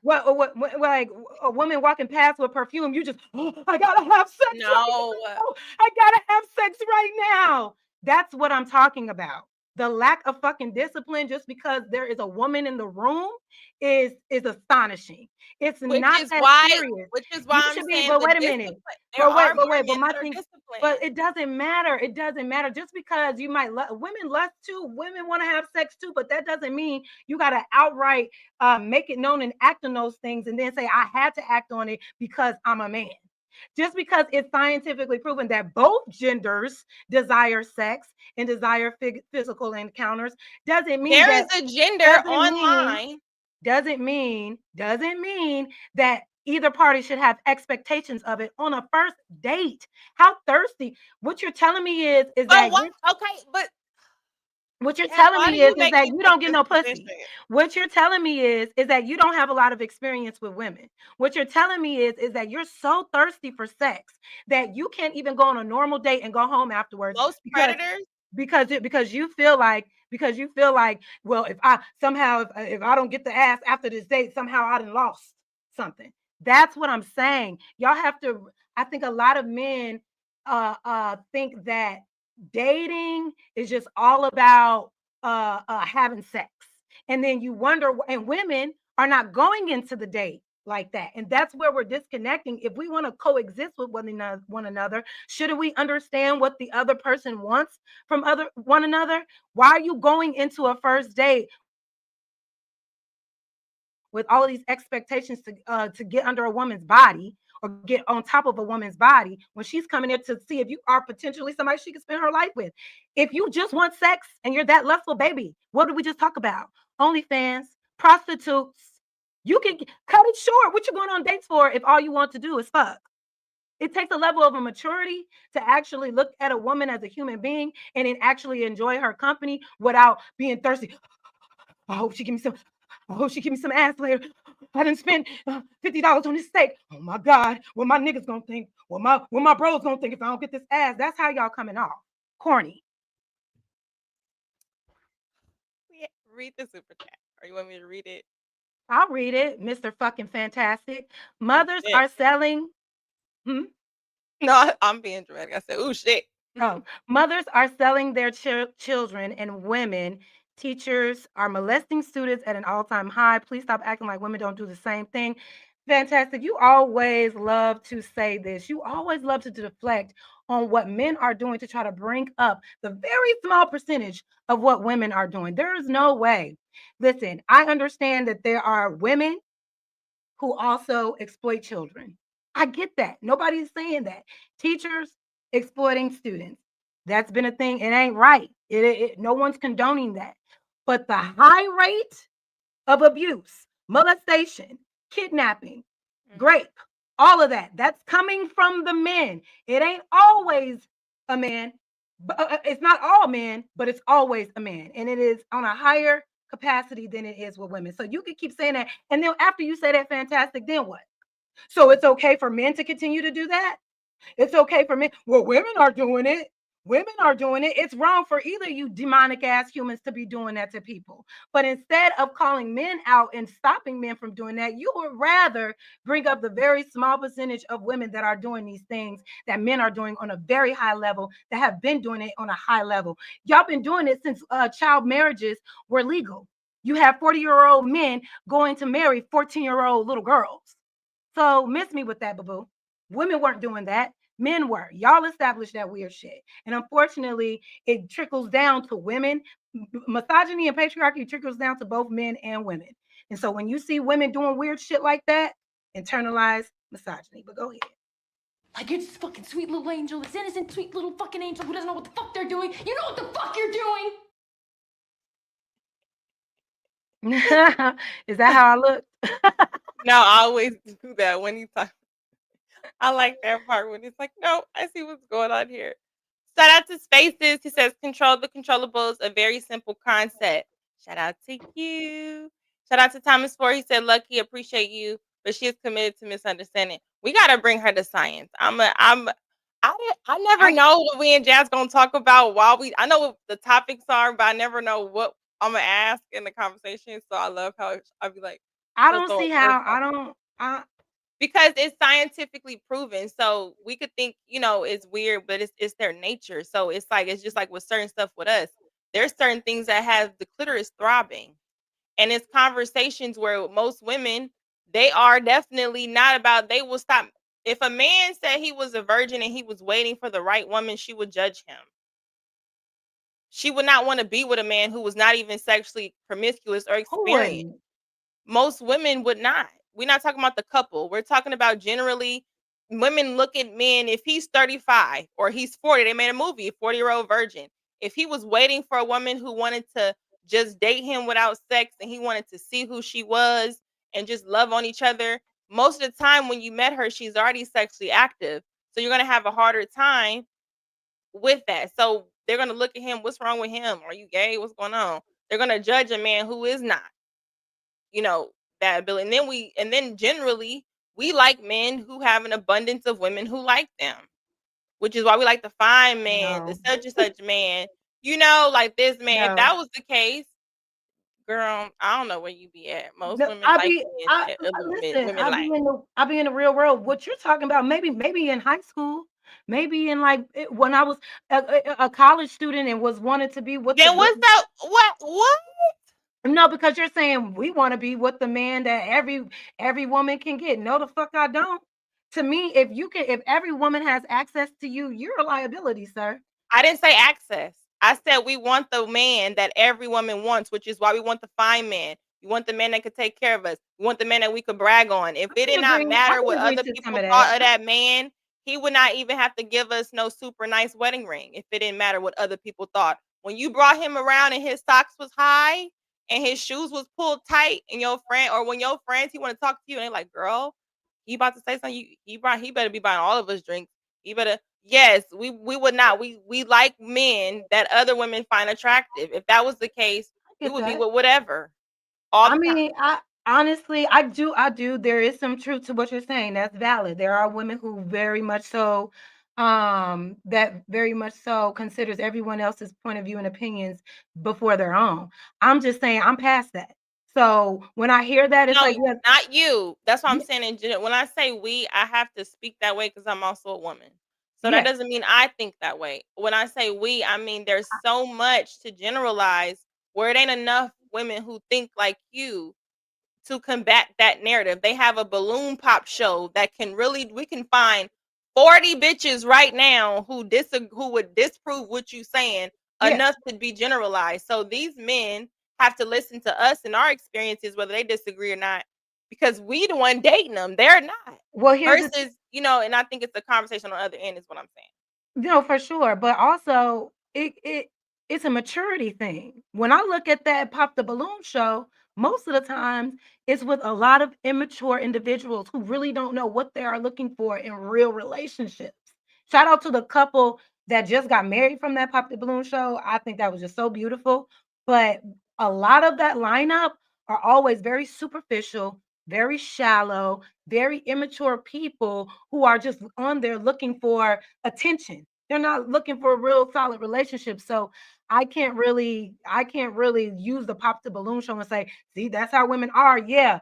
Immature men. I mean, you had that other guy, what's So his name? Come up there with all them chains and talking about have you ever been on a jet plane and all that. That shit, you can't take that shit serious. I'm so very dangerous the because I'm pointing out the truth. Okay. you'll Well, stay skip me again scared. before I go. Captain Caveman, go ahead, Jack. Originally, this is a social retardation, but the preferred term today is social anxiety disorder, inability to not decipher personal trauma from social regularity, praying for your healing. Oh, okay. So what I want to do, I don't Don't know pray if for that me, was Hope. me. That was me. I don't know. So anyway, thank y'all for the super chats, but don't be rude, okay? Because I don't want to read it. But thank you guys. Make sure y'all like the video. Hate on a nigga. I don't Why? understand why you hate on me, nigga. We don't understand. Show love, nigga. It don't show nothing. It don't cost nothing to show a nigga love. All we doing nigga. is getting money. Show a nigga some love, nigga. Wabbly dabbly. Niggas out here don't love me, Nigga. But yeah, I think more so. Let's get back to it because she might have that point. And Make it stress the decision. man out even, which could then stress the man out even more and make the situation worse by doing it. I would say I have no problem explaining the scenario if it's time permissive. Sometimes you just gonna have to do what needs to be done, move because I say it. But I would also have built enough trust where you know, hey, this is for the good of our family, regardless of how crazy or whatever. It's got to be a reason. Like if I call my wife and tell her, look, I need you to go stand on this corner with a purple straw in your hand at 4 p.m. and I don't have time to explain it, I bet you at 4 p.m. she'll be standing there with the purple straw because I gave enough into the bank of trust that I can whatever need to be taken out, my credit good for life. Can I So- tell y'all a secret? What's that? A lot of men do not build that trust. Mhm. You all have Right. to. You all have to be careful and realize that there are a lot of women who have dealt with men that do not build that trust. That woman does not feel safe enough to be like, you know what? Yes, under like just drop of a dime, do what I say. And So- a lot of men don't build their trust. Okay, There's something about that though. Go ahead, mistake, and I was definitely just- want to address that. In regards to You gotta get bougie. That's who y'all think she's trying to get in. I agree because I don't even understand. Well, I don't know. Y'all tell me. Do y'all think that enough men, when they go into relationship with women, they care even about maintaining the same level of trust? I don't know. I never really hear that in none of these conversations to say, "Yep, they do." That's all. there are different kind of leading styles, things like that. So I think sometimes when we're talking about this topic, it's just one ideal that I think men think about of what a leader is, right? You have servant leaders, things like that. But one of the things is, you know, for me initially with being married, it was a shift because it has to come to a collective agreement and understanding. Not saying that all the time my husband is going to listen to what I tell him, right? He's just not. Something he'll listen, but like Illa said, sometimes is okay, and then he go do what he's gonna do anyway. But in that, I think as we matured, we got better at taking each other's input, right? And like Bo said, it's about Mike said, it's about having a level of consistency that now I get to a point where I trust your judgment. So I don't necessarily need all of the information all of the time. But you also need to know who you're with, because whether I trust you or not, I just want to know. I'm just the type of person that I just want to know. And that helps store things in my bank that helps me make decisions that may be outside of anything that have to do with you. But when you teach me or when you share, it lets me put that in my Rolodex for something that may happen later on. So I'm very inquisitive. So even like Mike said, you know, if he tell his wife, be there for he got enough in him, and I will probably have a question like, is it safe? you know what, you know, something is going to be something just to confirm certain things. But I think men have a hard time because they automatically think that the question means antagonizing, you know, not trusted, or you trying to be my mom. Like they That's a good interpret point. women questioning as a nuisance. And I think that's where some of the conflict comes in, because it's You said what? No, I Like was that saying point? I Yeah. was saying that was a good point she made. I was just speaking out loud. My bad. Yeah, that was a good point. not Yeah. necessarily that we don't trust you. It's just makes us feel safer when we know the whys. That's it. Sometimes, no, I'm sorry. I was just gonna say sometimes some women just never feel safe anyway. So So it's true. it's not really that the guy isn't doing it. It's just that she's having something going on. Sometimes I hate that happens. If somebody makes a point, why would you bring in something else that you know is not what she was talking about? So I let's hate talk that. about Okay, we were in women that alignment with are that. like, why did you do that right at that moment? Like, Right. just I hate acknowledge that. what she's saying and then introduce, well, maybe this is what we feel because it doesn't matter if you do it anyway. Well, then now we can talk about what steps are being made where you felt, you know, that you were, I don't, you just, Yeah, that's no, Know I from hate her that. That was that deflection. she just would never fully safe. And sometimes you asking questions. If it's like 6 or 7 months and y'all solid, she shouldn't be asking these same questions. It could be no. annoying. You keep asking questions over and over. Okay, so good. I'm glad he brought that up though, because that's something where it is where you do have past trauma, you know, so then you kind of feel like if I keep asking these questions, I want to keep asking these questions to feel secure. You know what I'm saying? And then Mhm. nothing can really make you feel secure because you're operating out of trauma, fear, all of that. So that's a you problem. But then if you take on a responsibility, how many conversations did you endure, I feel, as a man where we're 6 months in, and how often? Because then at some point, about the third time, whatever, it's like, okay, if my routine and everything has been consistent, I'm not about to keep having this conversation with you. So it should have been, you know what I'm saying, a long time ago. I just wonder, how do we get to 6 months or that long to be talking about the same thing? I don't know. I think a lot of people, like I said, they're not really communicating clearly or effectively, or communicating with the wrong person. Like if you 6 months in and this person still doesn't feel safe around you, you know, what's the point? You know, like Or are you guys just going along with the relationship? She's mentioning some of it and you're doing a little bit of stuff, but she still likes you, so she's going along, but she's mentioning and hoping that you still be mindful and make that change. So it's like y'all both kind of stringing on along to see if it's gonna change. Because sometimes people could think they're doing something when they're really not. You didn't oh, do the for sure. necessary steps. Yeah. All right, let's just finish. I want to hear what you say. And over again, it's like, what, you don't trust me? Like, You love me? You love me? You love I see that little thing. yeah. Can I jump real, You know real, what's good? real quick? I I'm had sorry. something. I'm not even going to be long winded, but I just wanted to respond to this because I wanted to stop it because I think we're making the same mistake we made Tuesday, right? Whereas we act as if we forget about the masses. Sometimes we really do that. Like people on this panel might be a certain type of way. There's different archetypes of men, right? We're not all wired the same. There are many men who say happy wife, happy life. Or I've talked to a lot of dudes. I have associates that I'm like, I'm like, so what's up? How about this? And they'll be like, oh, I got to talk to the boss first. This is how it goes down.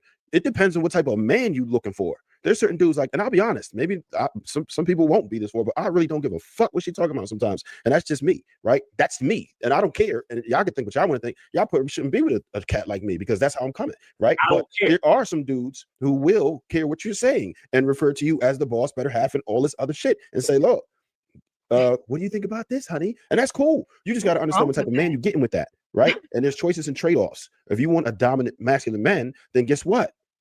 He's probably don't give a fuck what you're talking about sometimes, right? That's And it doesn't not mean masculine. don't mean anything, but it's just he's assumed the position of leader and he's not willing to. I disagree with him most of these clips, but go Yeah, ahead. that's not masculine. When you say I'm leading you, I'm a masculine man, but I don't give a fuck about what you think, but I want you to follow me. But I don't give a fuck about your interests. I don't care about what you think. That men are confusing masculinity and leadership with control, and that is the issue. They think if I tell you something, if I come to you with a decision and I go off your decision, or I tailored my decision based off what you say. Somehow that's just taking away from my masculinity, and it's not. Like, why are males' egos and masculinity so fragile that when it comes to incorporating a woman that you want in your life, that you respect, somehow is taking away from you being a man? And the only way you can feel like a man is if you have full control over this woman. You tell her what to do, where to eat, where to go, how to sleep, when to wake up, what to wear. Why is that your only way to lead a woman? Is what I will be say. Because to say Yeah. you don't care about what I think, that's not good leadership at all.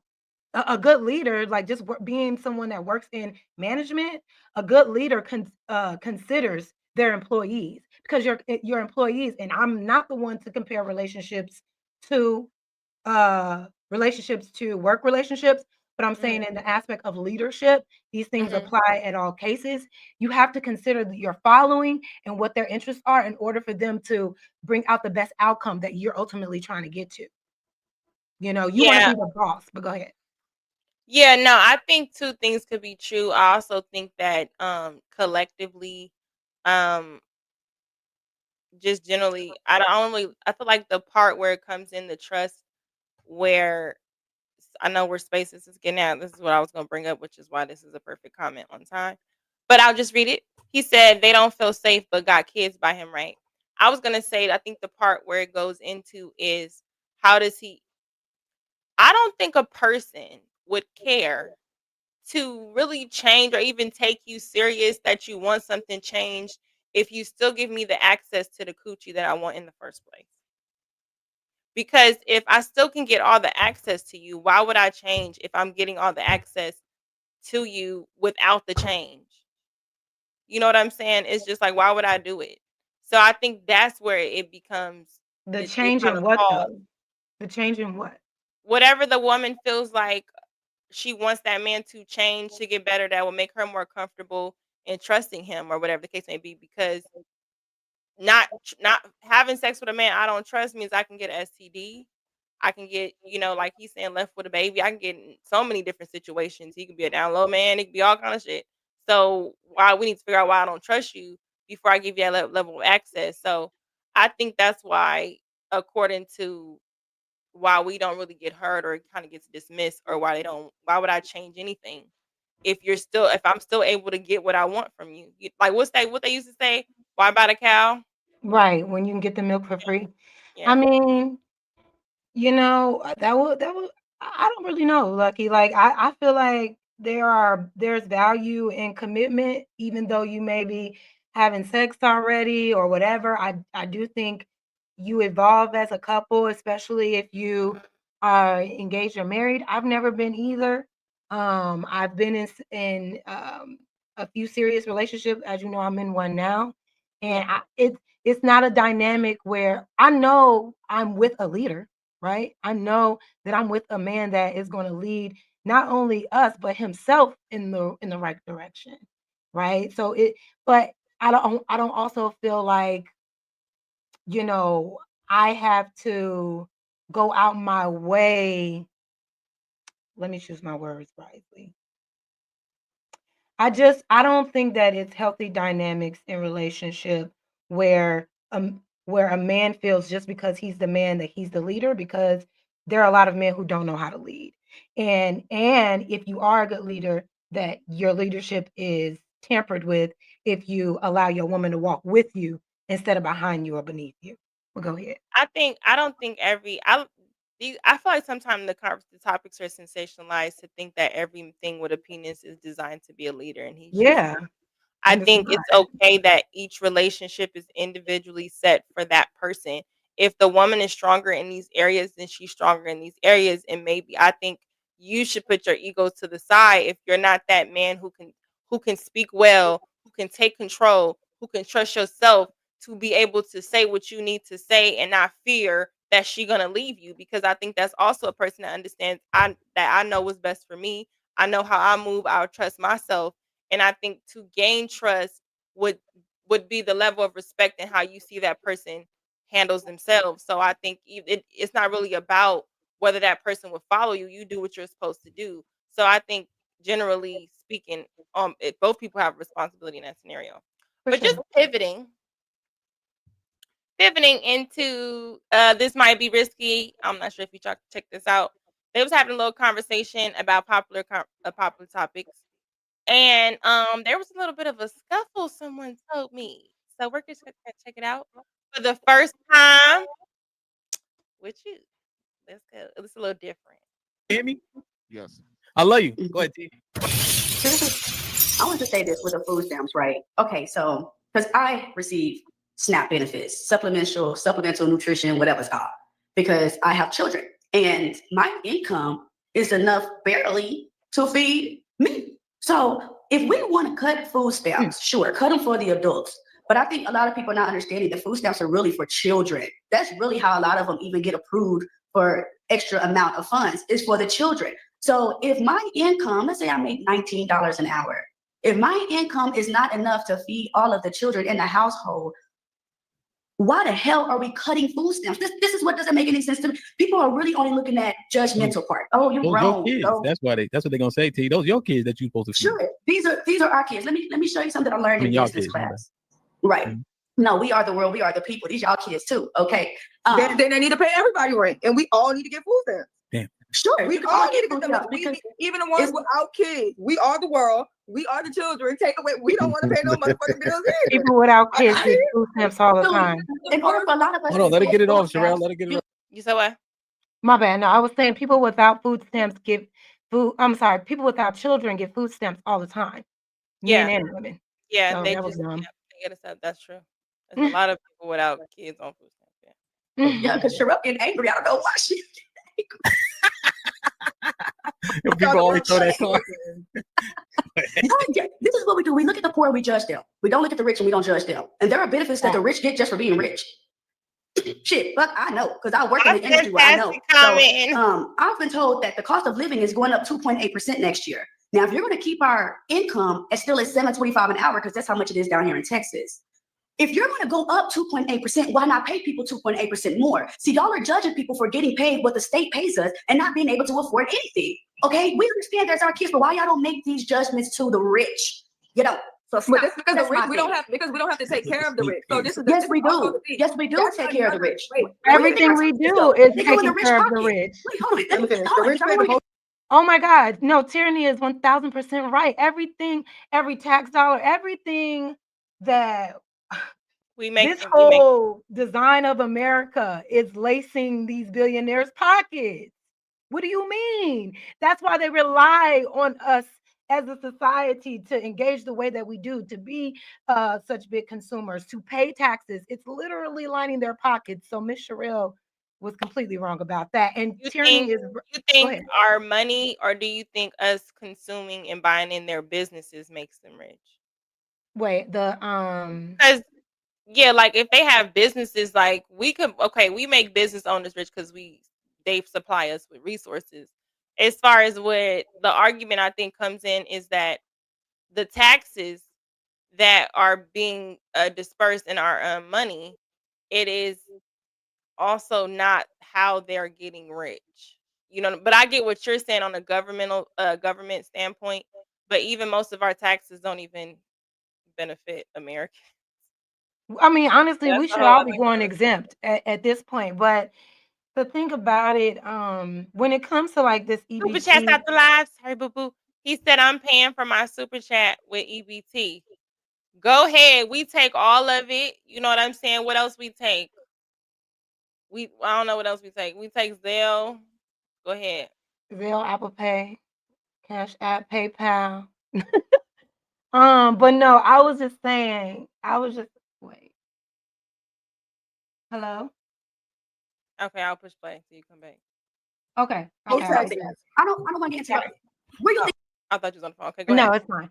So this whole EBT SNAP thing, we call ourselves a Christian country, even though everybody doesn't believe in that. We say that we are followers of Jesus Christ and followers of God. When Jesus and God and all of the entities preach about giving to the less fortunate, not judging the less fortunate, et cetera, et cetera. But there are so many people finding joy and humor in the idea of people who need or rely on government assistance, that being taken away from them, and somehow that brings you joy. Like your judge of character, like God will literally send you to hell for even having that type of judge of character on somebody else. Americans on average pay less than $40 in tax dollars that go towards EBT. I think the approximate amount is like $37. You pay $37 a year to go towards EBT SNAP benefits, right? That's what, $3, $3.50 a month? My hard-earned money. Girl, if my hard-earned money is going to go anywhere, it's going to go to feed the less fortunate. I don't see why it's any skin off of anybody's back to be able to contribute to somebody else's need for food. I don't think food is I think that's a human right. I don't think that we should be looking down on people who are in a certain circumstance and who have a job and still have to rely on government assistance and condemn them for doing so. Why are we shaming the poor when we're being exploited by the rich? So I'm gonna, Jazz, why you want to fight? I'm not fighting. I'm just saying that. I'm talking about me. I'm not. You be looking at I'll be looking at you when we be talking. Okay, I hear you. I hear you. Right, to feed the less fortunate and children. But clearly, the money ain't going to the less fortunate because the homeless crisis is arising. So, in the conversation, if you look at it, I don't look at you as less fortunate if you have multiple kids being supported by the system, where we see the outrage with these people, and I've been on it for years. So you're not even trying to help yourself. You're not trying to help yourself, and you're saying, not you. People are thinking that I get it. Or it doesn't really bother me. I want to help you. I don't, because I need help too. I'm a working class citizen. Can we put something in the pot that I pay towards, that I could pull from?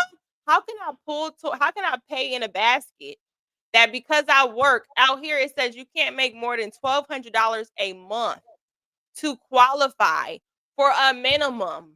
Okay. So most people make over $1,200 a month. That's less than one paycheck. So the group that doesn't also has more than one child. You got the nerve to have one child, but life happens. You could lose a job, shit like that, right? But then they'll have other kids. So this isn't just a fallacy where the minority has less kids. You have some that have a lot of kids. So even Tierney, in the conversation, respectfully, has an abundance of kids. She has more kids than the average person.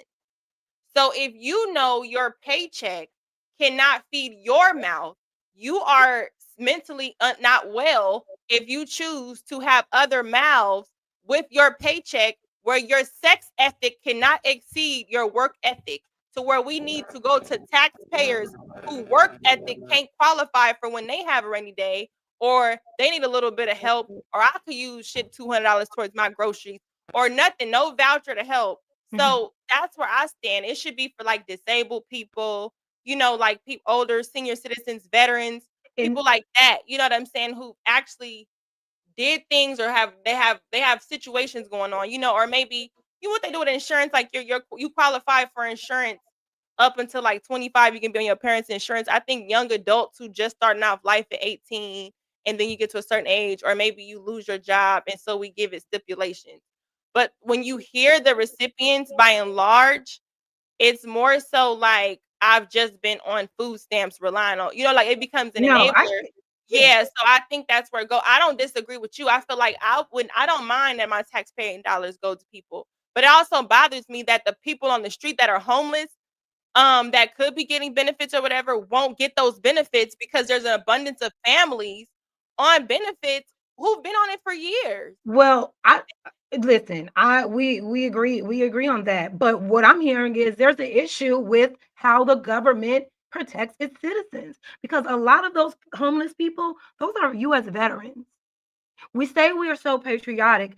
We say that we care about the vets. These men, like you said, they're homeless, can't get housing, can't get affordable health care, can't get a job, can't get the mental health care that they need, access, et cetera, et cetera, et cetera. But now you want to go and shoot up homeless camps. Now you want to punish the homelessness, throw them in jail if they instead of providing options for them. I think a good government that isn't so obsessed with greed and capitalism, right, will supply the needs for their citizens. And what this country does is exploits their citizens for a profit, right? They do. And They I do. don't agree with that. Now, if you there's this talk like, well, we want it for these people that are, that are disabled or what did you say? Veterans and the elderly, right? Or Those I people, think young adults or and whatever. and adults who are experiencing temporary financial crisis. Because I think if we put money into it, we Yeah. should be able to pull out of it. It shouldn't say, oh, if you make less than 1,200, but you require my money. I think we should also opt in if we want to help. You know what I'm saying? That's not So a bad. that could be an option. That's not a bad option. But my thing is, if you're going to take away the situation that is helping people, because right now they're not sifting through the veterans that are receiving aid, or the elderly, or the disabled, or those hardships, and say, okay, you can keep your aid, but these people over here, we noticed you've been on for this long. We've been looking at your income. They're taking it away. Or give them a max. They're taking it away from everyone. So all I'm saying is, if you're going to do something, make sure you have an alternative to also make sure that you're helping, because what's going to end up happening, you're taking food out of the people's mouths that absolutely need it, and the ones that abuse it. Unfortunately, you can't really determine who's doing what with that, but you need to still provide. You need to have a supplement, something to supplement the loss that you're going to impact onto people, and they're not doing that at all. And there's no way to determine that. And I just don't think that it is wise for people who have never been on government assistance, who don't really understand, to sit on like this pedestalized high horse and say, you need to just go get a job. You're just lazy. Parameters, sure. And another thing about the parameters, go ahead and get on EBT, but the government should also give you like an end date. Okay, this is your situation right now. We'll give you these amount of benefits for right now. Like, say if this is like, I'm single, I'm just trying to figure it out, and I still need assistance. I'm working a part-time job, whatever the case may be. They should have some type of organization that's designed for you to get off of that EBT. So now we're going to set up with you finding a decent job that is going to help you to sustain yourself. We're going to, job placement, skill certification opportunities, like set me up for greatness, help me, but also, sure, give me the parameter, say, okay, I got until this They do time. have those programs though. And I will say that the welfare office has those programs. You show up. Most people do not show up because they got other stuff to do. So they do have that. So they definitely have, okay. And it should be, you need to go to these programs. But I think unless something is mentally wrong with you, or you are raised in a group home or something, you know how to get a fucking job, and you know how to get to, just like you know how to get more dick for these kids. So I don't want to hear that shit. But let's keep going. I think our money go. When You interrupted her. No, I didn't. I was talking. Go ahead, I was Tina. talking. Go, Tina, Okay. go. When they cut off the food stamps, where y'all think y'all money going? When they cut off food stamps, when they cut off Section 8 vouchers, because it's not just for Black people, because I think that's what's in your mind. A lot of these old people are on that stuff because they can't work, disability. When they cut that stuff off for the disabled, where do you think your taxes is still going? It's still going in that rich man pocket, but nobody's complaining about that. You're only complaining about the Black people pocket that it's going into because of the mental abuse that you got growing up to thinking Black people were lazy. So stop it. Go ahead. You just said Black men was lazy, but let's get. No, I didn't. I didn't say Black men were lazy. I said other countries. She said they work work hard. hard. That's what I want me to said. go find the clip? I'm She said they were lazy. Find the Yeah, clip. yeah. Go I wanna find the see it. clip. I missed that. Hey, I She missed said it before Yeah, you got up here. you missed it 'cause Oh, never happened. dang. All right, let me see. I'm gonna go back. If it Go back. happened. Before- Just before I got up here? Yeah. All right, I'm gonna show it to you too. You know I'm the clip master. Also, Hurry up. I got 10 minutes before I get off my lunch. Go ahead. another first world issue: having kids you can't afford, and then expecting said you everybody can't else to afford? have It those has kids when nothing- Tiffany, you're interrupting me at this point for No, real. I'm gonna let you finish. Go ahead. So all the contraceptives in the world free. all the condoms in the world, all the birth control in the world. Birth control ain't This free. girl, let's talk about not having kids. And then and then the rest of the world is supposed to be okay because you're negligent with your Not reproductive free. system. You sound That crazy. shit, that shit is negligent as hell. Having kids You you sound can't afford. crazy, though. So when the government decides to pull it back, if your kids have to suffer, let them suffer. It's your fault. So It's you terrible. sound stupid because if bread goes up $10 a fucking loaf, is it my fault for having children? You sound Yep. stupid. It's the Yep. government. No, Yep. Sherelle. Let 'em eat less. When you do have children, Let 'em eat then less. you understand. Government- But food since is you're not- food is childless, not- you don't have any bread is not understanding. $10 a loaf.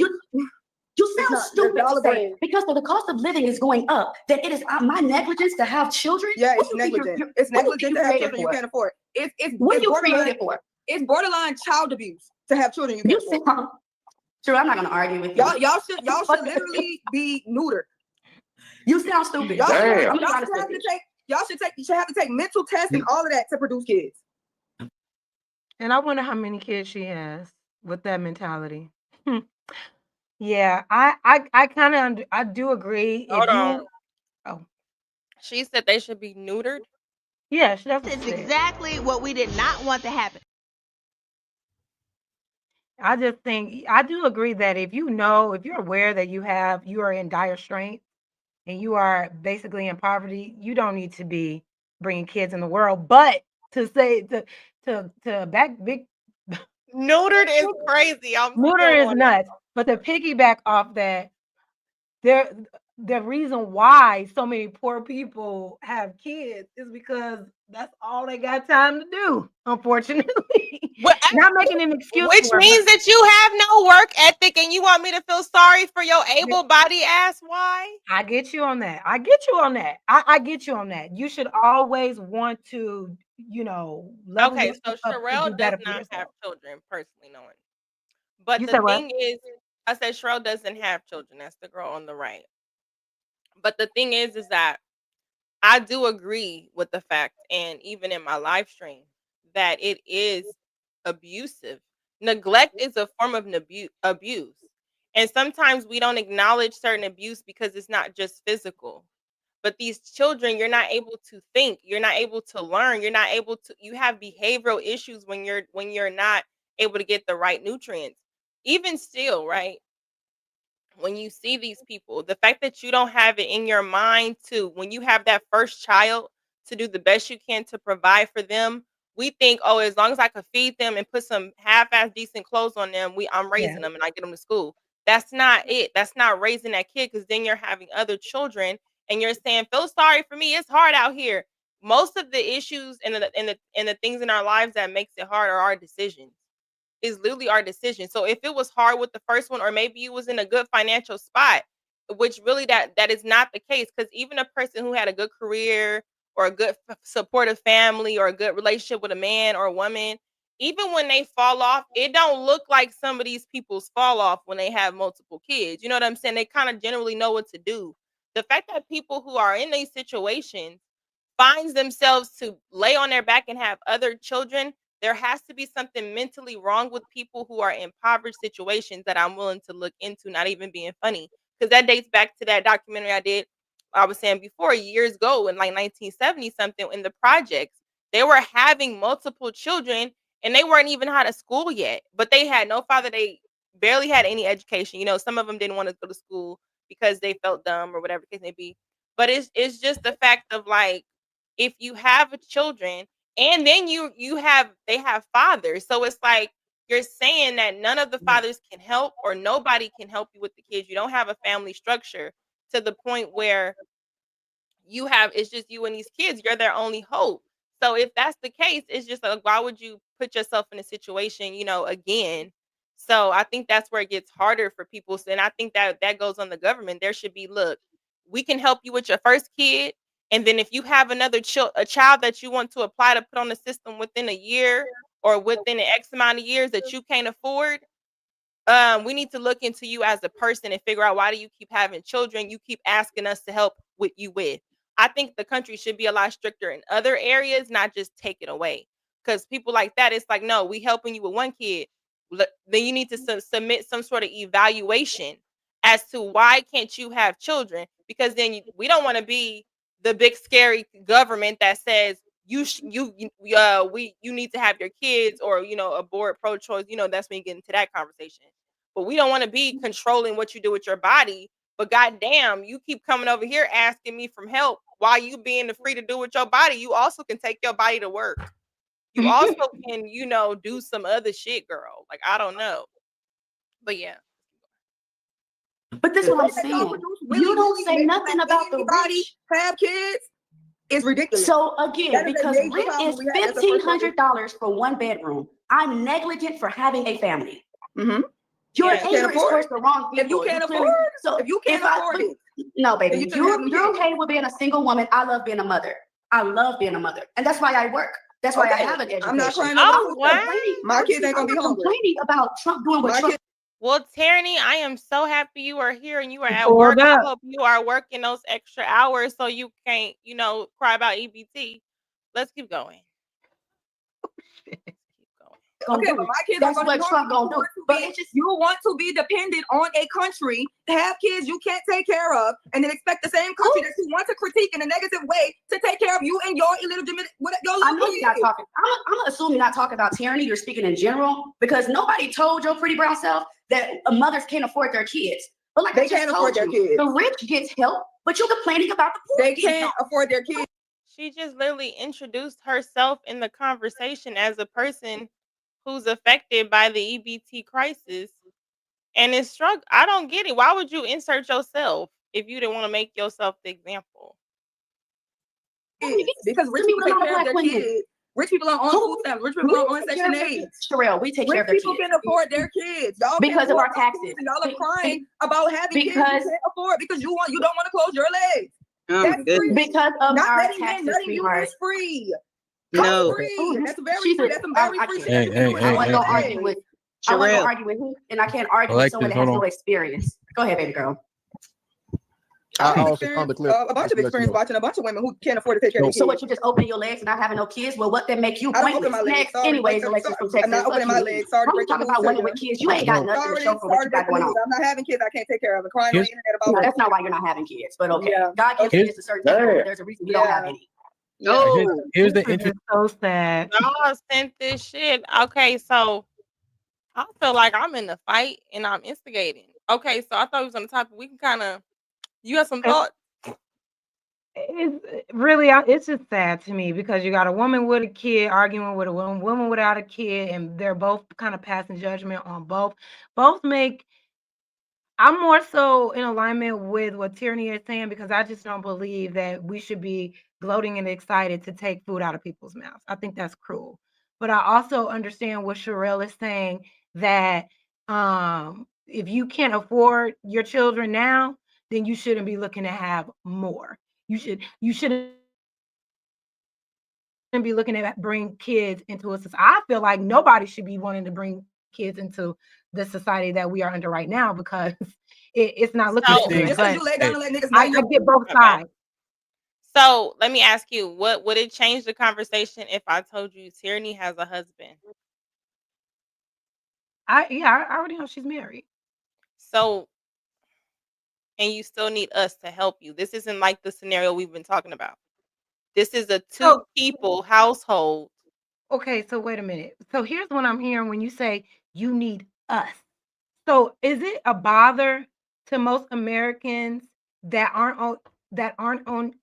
not on EBT, that not even a third of their income goes to the EBT people, and then you find out what their lifestyle is, and now you feel like, I want my $37 back? Is that the real issue? Would it not be an issue if your tax dollars were not being allocated to EBT and they funded it somewhere else? Truthfully speaking, it's an issue for me that I don't have any say so. And then when I find out the most people that qualify or whatever they do to get on this shit that my tax dollars go to is to help able-bodied people and not just the people who actually need it. I'm not going to say we all need some motherfucking food stamps. If we're being honest, it would help all of us to get some sort of aid with our groceries of food that is grown, that we should not be charged for stuff like that. Wait. But what I'm not going to do is move the goalposts to make it the government and my heart as trying to be Jesus Christ and give missionary work to a bitch who got a husband and a family. And that ain't just her, that's any bitch. That could be Jay Prince.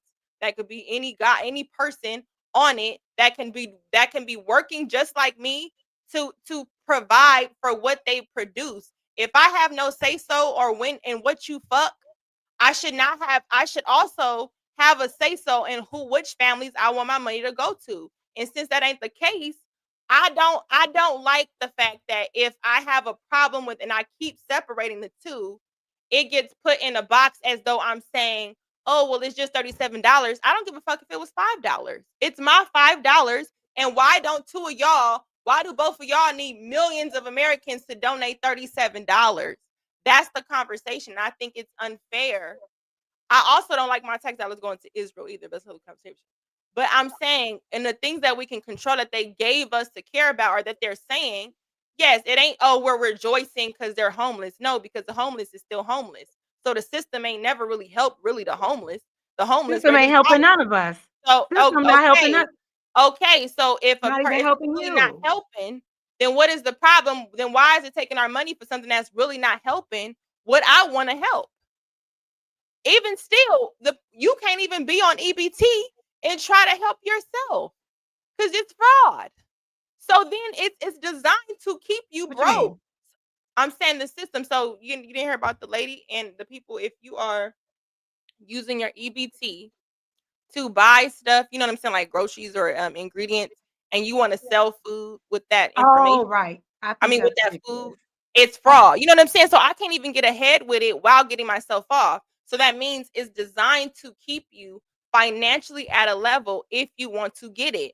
My problem is psychologically, the people who feel like, oh, because I need it, it kind of psychs you out to think that I can't do it without it on some of those people, or it's okay, I'm pregnant again. Okay, I'll just go get some more help with the stamps.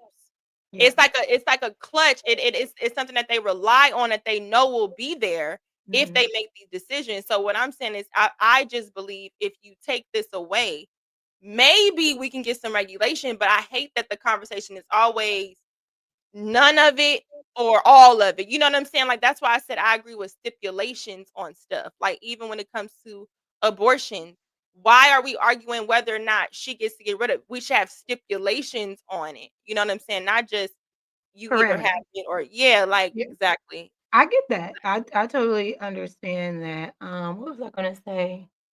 I think I think what really should happen is if everybody isn't up in arms, the government is up in arms about giving people their SNAP and everything, then make sure more affordable. Make things affordable for everybody to sustain themselves. Make the access, instead of laying off hundreds and thousands of people, bring back jobs that people can actually do so they can sustain themselves in their life. Make America great by giving us the opportunities to thrive. But America isn't designed for citizens to thrive. It's designed. This is why they want to eradicate the middle class. This is why they want to eradicate the dollar, keep the rich up here, keep everybody else down here, and everybody else down here going at it like this, not realizing that we are puppets in a goddamn marionette show. You know what I'm saying? Like, it's all a game and a scam to keep the rich richer and to keep us at odds. Like you said, there is a psychological thing that happens when you put people in a certain area, don't give them access to do anything else, and then have them totally reliant on your government assistance. Of course, you're going to think this is the only way that I can live. I'm not saying nobody can come out of that and be better, and we should do that. We should absolutely want better for ourselves. But if we are in a country where we have to rely on all these systems to go to work, to make our own money, to go get educated, then they should make it affordable for their citizens to have access to, if their plan is to really see everybody thrive. That's what I think. That's what, there are other countries that have done this. Every other country has free healthcare except for America. There are other countries. Well, yeah, because I think I was always telling somebody. And the only reason why we don't, if I could just say this, the only reason why we don't have free healthcare is because once Black people were able to apply for healthcare, they wanted to charge niggas. So because we wanted healthcare like everybody else, they had to put their racism on top of it and say no because they didn't want niggas getting anything for free. You know that's how it always is. The parameters. And Tierney, you wanted to check the link. There's the link. I will not involve Jazz if you want to just address your concerns with me. Let's keep Your body don't make you special. Yep, and they also put a ring on it. Where's your ring? They also put a ring on it. Where's your ring? If I Where's was your willing ring? to marry They also anyone put a ring on it. street tyranny, I'd have a ring. They So also put the a ring on topic, it. what y'all gonna, let me ask you a question. I would What have. y'all willing to do? What y'all willing to do? Y'all willing to finish the conversation or disparage each other? No, we're gonna let somebody else finish because she All right. doesn't understand. You All can right, blame good. people Well, with if children. we're No, gonna you don't have stop the disparaging, then we got to stop it, right? So now here's the thing. Here's what's interesting to me about the statement. You remove people from it, assess the statement, right? Do people just say, I like this car, so I'm going to buy it, even if the payments aren't affordable? Because when we talk about things that are sensitive to people, they can't see it beyond the exact example. But what it is there's a cost associated with a child, right? And that child is your responsibility, just like a car would be your responsibility. But because it's a person, we can't see past that part. So there's several costs. What's this? There's several costs. Now I have kids, so that don't work, right? So now right? So there's several costs associated with a kid, a lot of which you can't solve for, right? Kids are born with so many different things that things just happen, right? And so if I cannot afford the things I can't even solve for, right? Should I put myself in that child or that car in that predicament? Or So we have some callers. Oh, I'm gonna do it like this. You would call it. Shout out to you. Yo, what up? What did you want to add? I actually had something about the part previous to this, but if you just talking about this, we can talk about this. Yeah, and Tierney's in the back. Tierney, do you want me to drop Fantastic? Oh God. I knew she would. You want to? Hello, Tierney. So what's up? You called in. Tierney. Right, I did. Because I heard a lot of, calling me bitch and a lot of negative assumptions, stupid assumptions. So I was just trying to see, you guys have any questions you want answered, or are we just going off of what you want to go off on? Okay. So when I say Hey, bitch, Jazz. Hey, how you girl. want. Okay.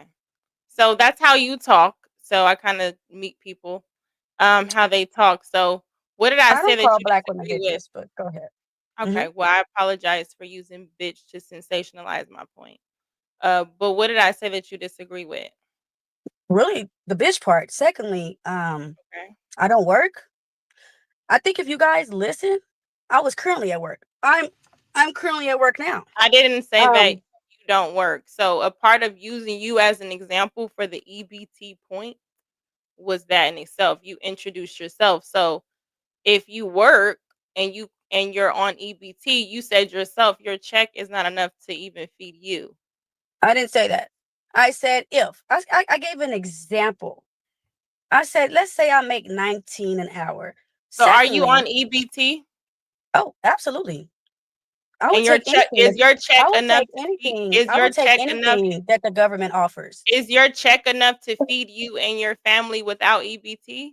Yes, it is. It's extra So money why are you on EBT? Then I'm because sorry. I'm back it's to where I was. available. I can't stand bitches like you. Because it's available.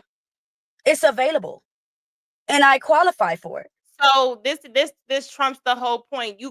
So your Uh-huh. job is enough to feed you and your responsibilities, but you're using government assistance that can be going to someone else who needs it because you just can. It goes to everybody. Nobody's declined that needs it. Anybody that qualifies receives it. So why is there a The only qualification thing, if anybody can get it?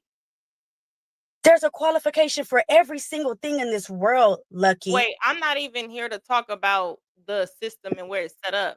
I'm talking Okay, yes, about you you are. said you had a problem and I had questions. So you was like, well, my only problem was because you said bitch. Okay, so we can address bitch.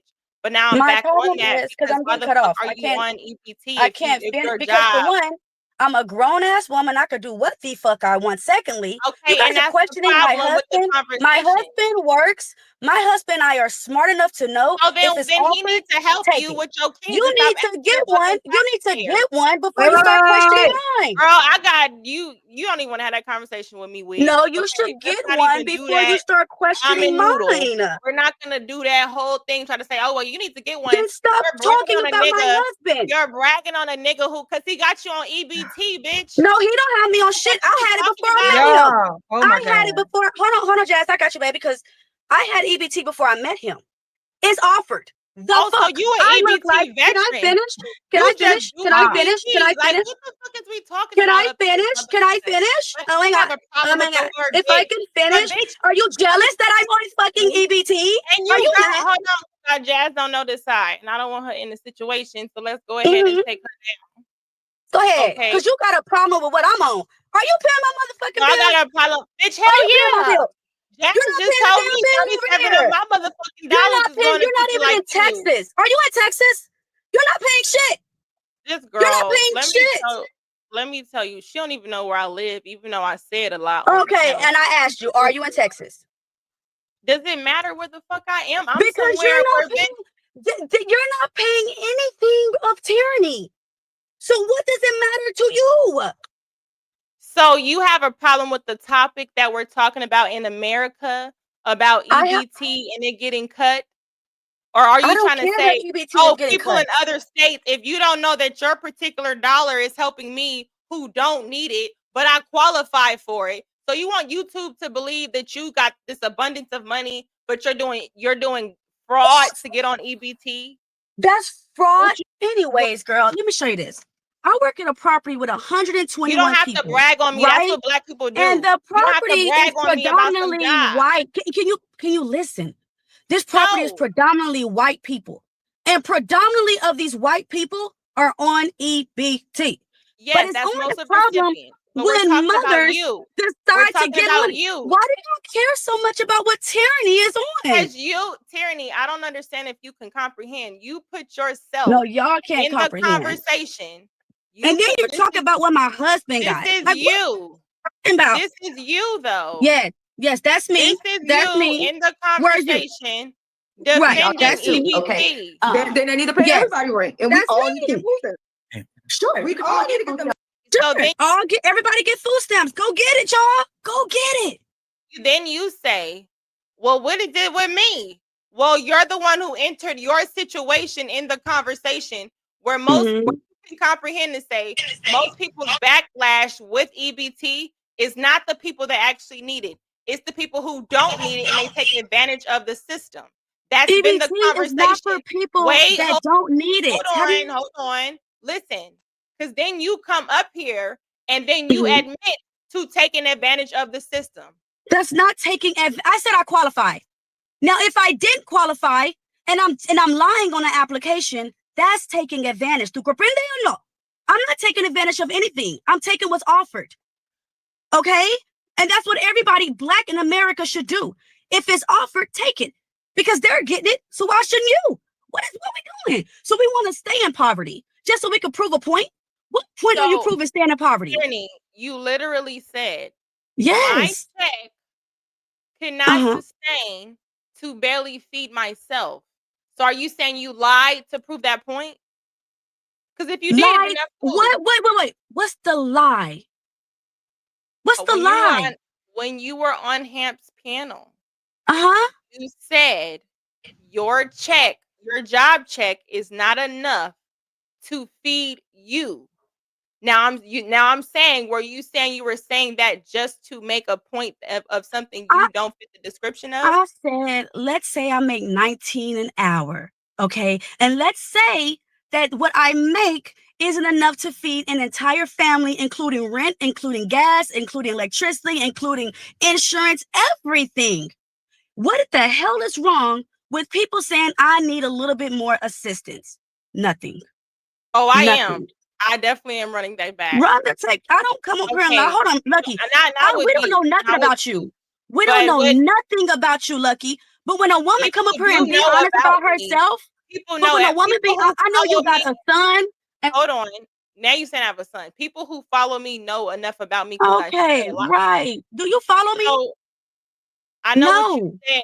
Girl, listen, I'm trying to give you the floor because I could do this. I don't take it personally. Right, because But I'm what at I'm work and you saying, guys are at home. But go ahead. I work from home. Tyranny. But anyway, Okay. the point is that if you make a point, hold on, Jess. Okay, Jess, I got you in the back. We gonna come in a second. You ready? I want you. Okay. So the point is, if you put yourself as the EBT queen, and you like, I've been on it for years, and then you put yourself in a position to say, my husband can afford this, I can financially afford this, but I still qualify. And we can Yes. pull up each state qualifications to be able to be on EBT, and your household financial needs can meet within the parameters of that. You get Let me online. tell you this. I My have the. Are you qualification not, is girl? that I don't want to drop you because I don't want to look don't biased. call me But girl, you're gonna Lucky. let me. You don't want me to say bitch. You don't want me to say girl. What do you My want me to name say, is lady? Tyranny. I You don't got me want in to the call you your thumbnail. name. What the fuck? So you don't want to call me my name now? You want to I'm be being honest. disrespectful. That's how I know you don't watch me because My once qualification is because I have once you children set under up the age of there, 6. That's no, my once you set up qualification. there and you brag about taking advantage of the system, I Who don't the care fuck the bragged respect about nothing that any? you said that. You said, Lord oh, have mercy. I can't afford it. And yep, I No. did say that, yep, but I'm still getting on EBT. Like, what are you talking about? That's been a conversation. My phone's about You to die, did. so I don't want y'all to think I ran from anything. I'm just letting you know that my phone's Nobody about to thinks die. that over here, and you can come back. They will. They will. I'm just letting you know my qualifications is that I have children under 6. That's my qualification. Simple. And since I qualify because I have children under 6, then I'm able to get EBT. My thing is, since Black people are treated the worst in this country and we're paid the less in this country because of the system, why aren't you guys trying to get everything that you can, knowing that I'm not paid? Man, it doesn't even matter. I just don't appreciate you calling me bitches and talking about my husband. That's disrespectful. Y'all don't know what my husband does. And yes, I can have 5 husbands. If I qualify to get assistance, I'm going to. And you should too. You I don't should too. qualify. You have, well, I mean, you don't, but I do. Because I have children under 6. So, Tyranny, do you think people have a problem with you with EBT? Yes. Because I don't know why y'all hear that way. Okay, so again, if you would just listen, okay, and I understand. So this is the thing I want to kind of level some ground. I don't care if people see it like I just think it's okay to not just be calling me that or whatever. I don't subscribe to those like little tactics. If we up here and I talk and if we females talking, I'd be like, bitch, what the fuck? If you want to take it like I'm calling you a bitch, you're not about to change my language, okay? So I'm not if you asking you to. okay, I just want to okay. What I'm saying is the conversation is only about what you introduced as your scenario. So if I bring up your husband who still has his wife on EBT, you put No. that there. You okay, so are you not No. My husband rather me live hold off of on. what he's Now you're bringing about to go home. into some other stuff because you're trying to No, I'm correct not. you don't I'm want talking. people to Let me think. finish. You're cutting me off. You won't even let me You finish. hold on, because I'm allowing you to get it off, but I'm So also let me need get it to off. speak on my channel. You just So asked me a question, and when I started answering, you cut. it's no, you try to give me it was a yes or no question. You said no. No.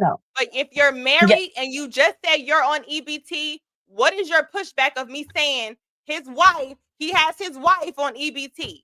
That is literally I what was about to happened. give you that. I was about to give you that. You don't have to give it to me. You're on EBT and you're married. Yes, who That's a gives a fact. fuck? Like E-Man said, most couples are walking into the EBT store. I mean, Now program. you're listening. What are you Now you're talking about about? to defend EBT Oh, couples, Lord and that's have not what mercy. I'm talking about. All I did was make a statement Lucky. that My was phone about to true die, to make and I really don't want let you it to think that die I'm because hanging up on let you. it die because But that's what's you gonna being happen. That's what's gonna happen. What we not about to do is, and this is why I don't like talking to people who just want to spew out emotions. Listen to what you're saying. You put your situation in the conversation. All I said was, in this point now, a man has his wife on EBT. Now you about to defend EBT couples. I don't need you to do that. The fact is you're married and you have a husband who has his wife on EBT. I don't know no woman, whether she's black, white, we can bring in a statistic, it don't matter. No person who is proud to be on EBT unless you're from a certain demographic and group who thinks it's okay. I'm about to go scam the system. That sound like some PPP loan type of shit. And then you the first person to be like, oh, well, this country, we need to get ours. You can get yours. But we understand that because of discrimination that you want to speak to and these stereotypes that we have to take the stairs, you have to take different routes, not fucking be lazy or just do enough or fraud to be on a system. And if stupid motherfuckers take that as me hating on people or why is she coming for bullying people, that's not what I'm saying. So I don't know why people hear that shit while I rant. But girl, you're sitting here trying to justify and then try to back it back to defend your fucking husband. I don't care about none of that shit. The fact is you're married on EBT and you got up here and you said, I don't need it. So now I'm going to ask more questions. So are you one of the bitches that don't need it and you taking advantage and other people who need it can't get it? Or is driving up taxpayer? Like, get the fuck out of here with that weird ass shit. And I don't give a fuck about people who saying, oh, Lucky, don't cuss because it's not feminine. That shit just pissed me the fuck off that y'all hear like that. I did not say that shit. And she know I didn't fucking say that shit, but you come here with your hair done, bragging about EBT. And why the fuck you got blonde braids? Get the fuck out of here. Let me read some let me calm the fuck down because she pissed me off being fucking dumb. Talking about I got a problem with the bitch word. I didn't come up here to talk about bitch. Because bitch, why you on EBT if you don't need it? The fuck out of here. I'm ready to get the fuck ASAP. Anyway, let's read the super chat. Did you put your husband on the application? Because if you did, you wouldn't qualify. Then it's fraud. Did you put your husband? Oh, he asked again. Sorry, because I wasn't reading it. Because I really be trying to reason with stupid. Like, get the fuck out of here. Friedman's Journal said, loser hoe married a hoe. Oh, shit. I'm going to read it because it ain't, as long as it ain't about jazz, I'll read it. Loser hoe married a loser, so I have to pay for her kids' birth. That's what I think they don't understand. It's like, oh, we don't have a right to feel away when we be like, wait, why are we just dispersing tax dollars? Can we just help the people that need it? Then we hear people, well, what is your issue with it?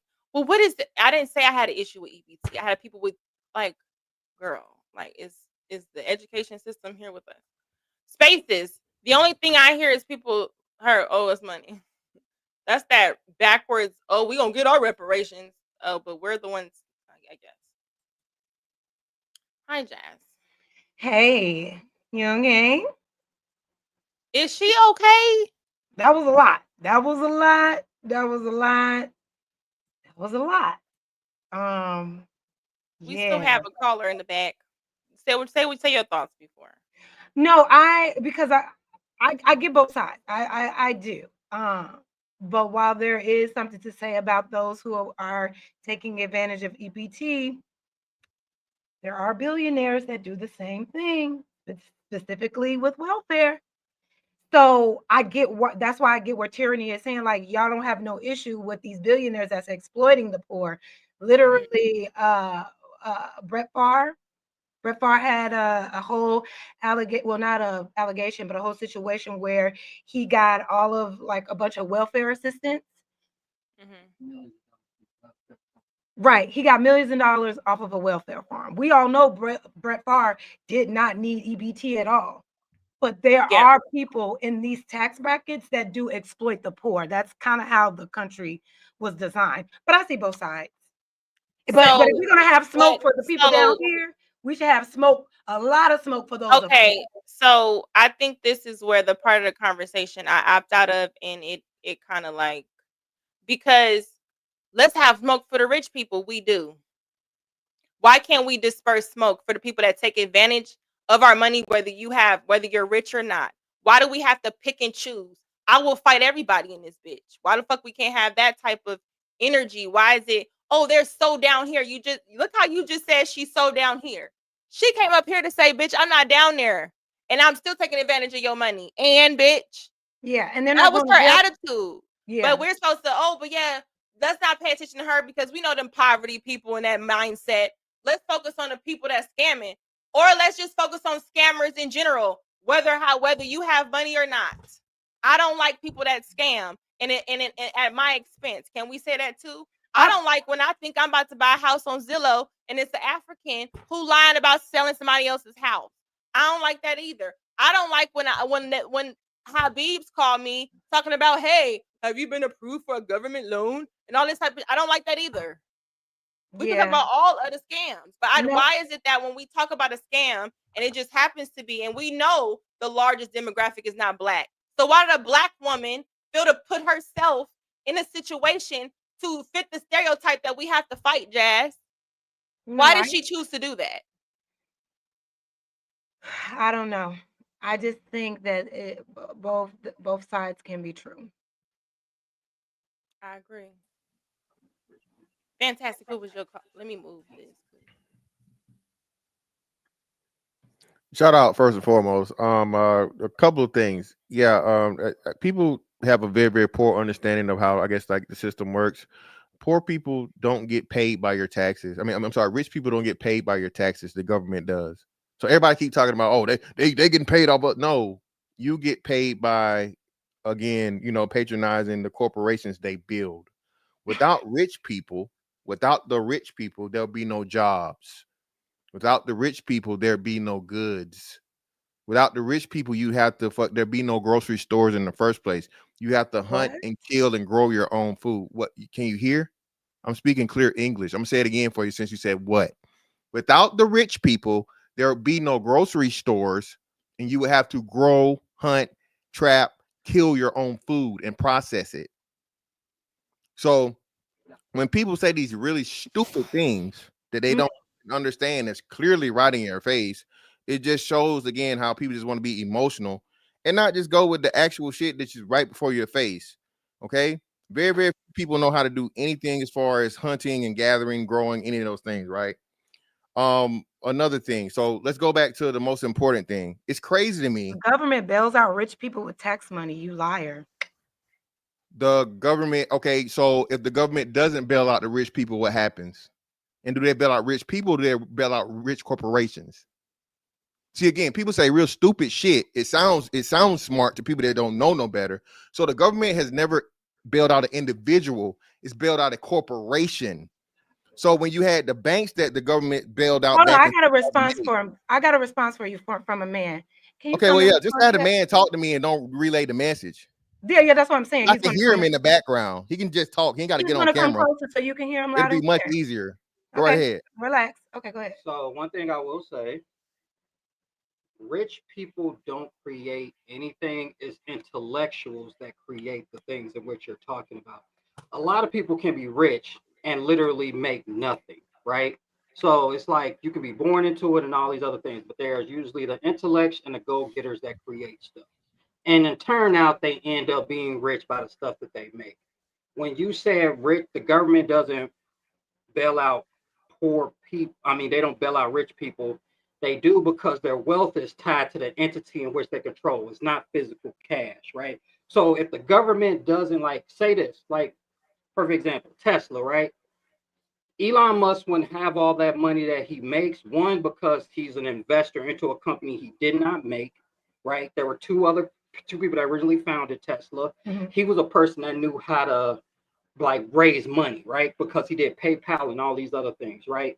So, but what Elon Musk does is he doesn't get a physical check. He gets paid through equity. But if the government never subsidized Tesla, he wouldn't have hundreds of billions of dollars. And also, if Tesla loses all of its value, his net worth goes down to zero because he doesn't have the physical cash. So therefore, the government is, by subsidizing him and paying him those credits in which he makes, you're actually paying him because they go hand in hand. So you're still wrong. Let me explain to you why you're wrong. I'm not wrong about that. Well, let me explain it to you. You're still wrong. So again, because Elon Musk, they're not paying Elon Musk. That was my original statement, and then you admitted that that's what I said. Because Elon Musk knew how to pay himself through stock options, they're still not making a paycheck out to Elon Musk. They're making it out to Tesla. So my original statement stands, as in they don't bail out individuals. they bail out corporations. If But the you're people talking- that run, talking hold on, I didn't reality. cut you off at all. I never say nothing while you was talking for a reason, just for that reason. I'm a really good listener, right? So the same thing works with these other banks and things, right? When they did the bank bailout, they had to, because if they don't, now the whole country is on some World War X shit. Okay, the whole country is Mad Max and Thunderdome. So there is a such thing as too big to fail. All right. So when you try to use Tesla and Elon Musk as an example, you're being disingenuous, and you're even in your explanation, because there are plenty of other people who could have chose the same option. They just did not do it. That's why Elon Musk has hundreds of billions of dollars versus anybody else, because not even the people at Apple, not the people at fucking Meta, nobody else was able to do the thing what Elon Musk did. So you can't fault Elon Musk and say, oh, we're paying Elon Musk. No, you're not. And Tesla isn't the only company. Google's the same way. The fucking government funded Google. That's why Google is what Google is. The government funds that's whoever why it chooses to fund Larry at the Page time. and them- And yeah, Larry Page and them have hundreds of billions of dollars, the founders of Google. So my thing is, in regards to what you're saying, so there's two things in a cycle of a big business, right? There's the original founders that run the business and thing of nature. If your company grows big enough over time, eventually the founders leave and somebody gets appointed, right? Right. Like Bill Gates is still alive, but he doesn't run Microsoft anymore. He has a CEO that does it, right? Mhm. And people as they pass along. So what he's really talking about in the sense of when companies kind of get fathered in, like Chase, right? JP Morgan Chase, right? Jamie Dimon didn't create that company. JP Morgan Chase has been around for a long time. So in a sense of his point is when they bailed out the money, yes, they paid Chase because they are a great entity, right? Chase is going to be around and rather Jamie Dimon is there or not.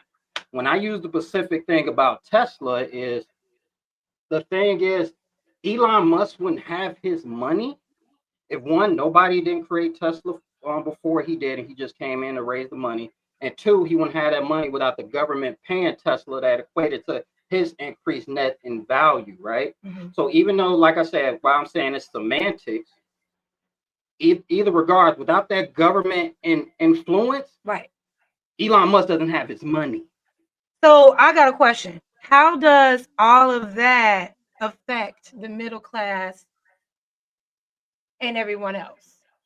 How does it negatively impact the lower class? Like when we say doesn't. we need to be talking to the billionaires, It doesn't.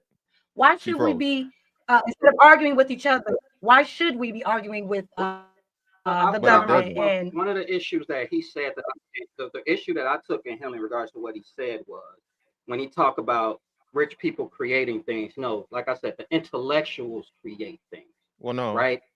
Well, no, One no, of the no. things that what happens often, and some billionaires are great intellectuals. I'm not saying that, right?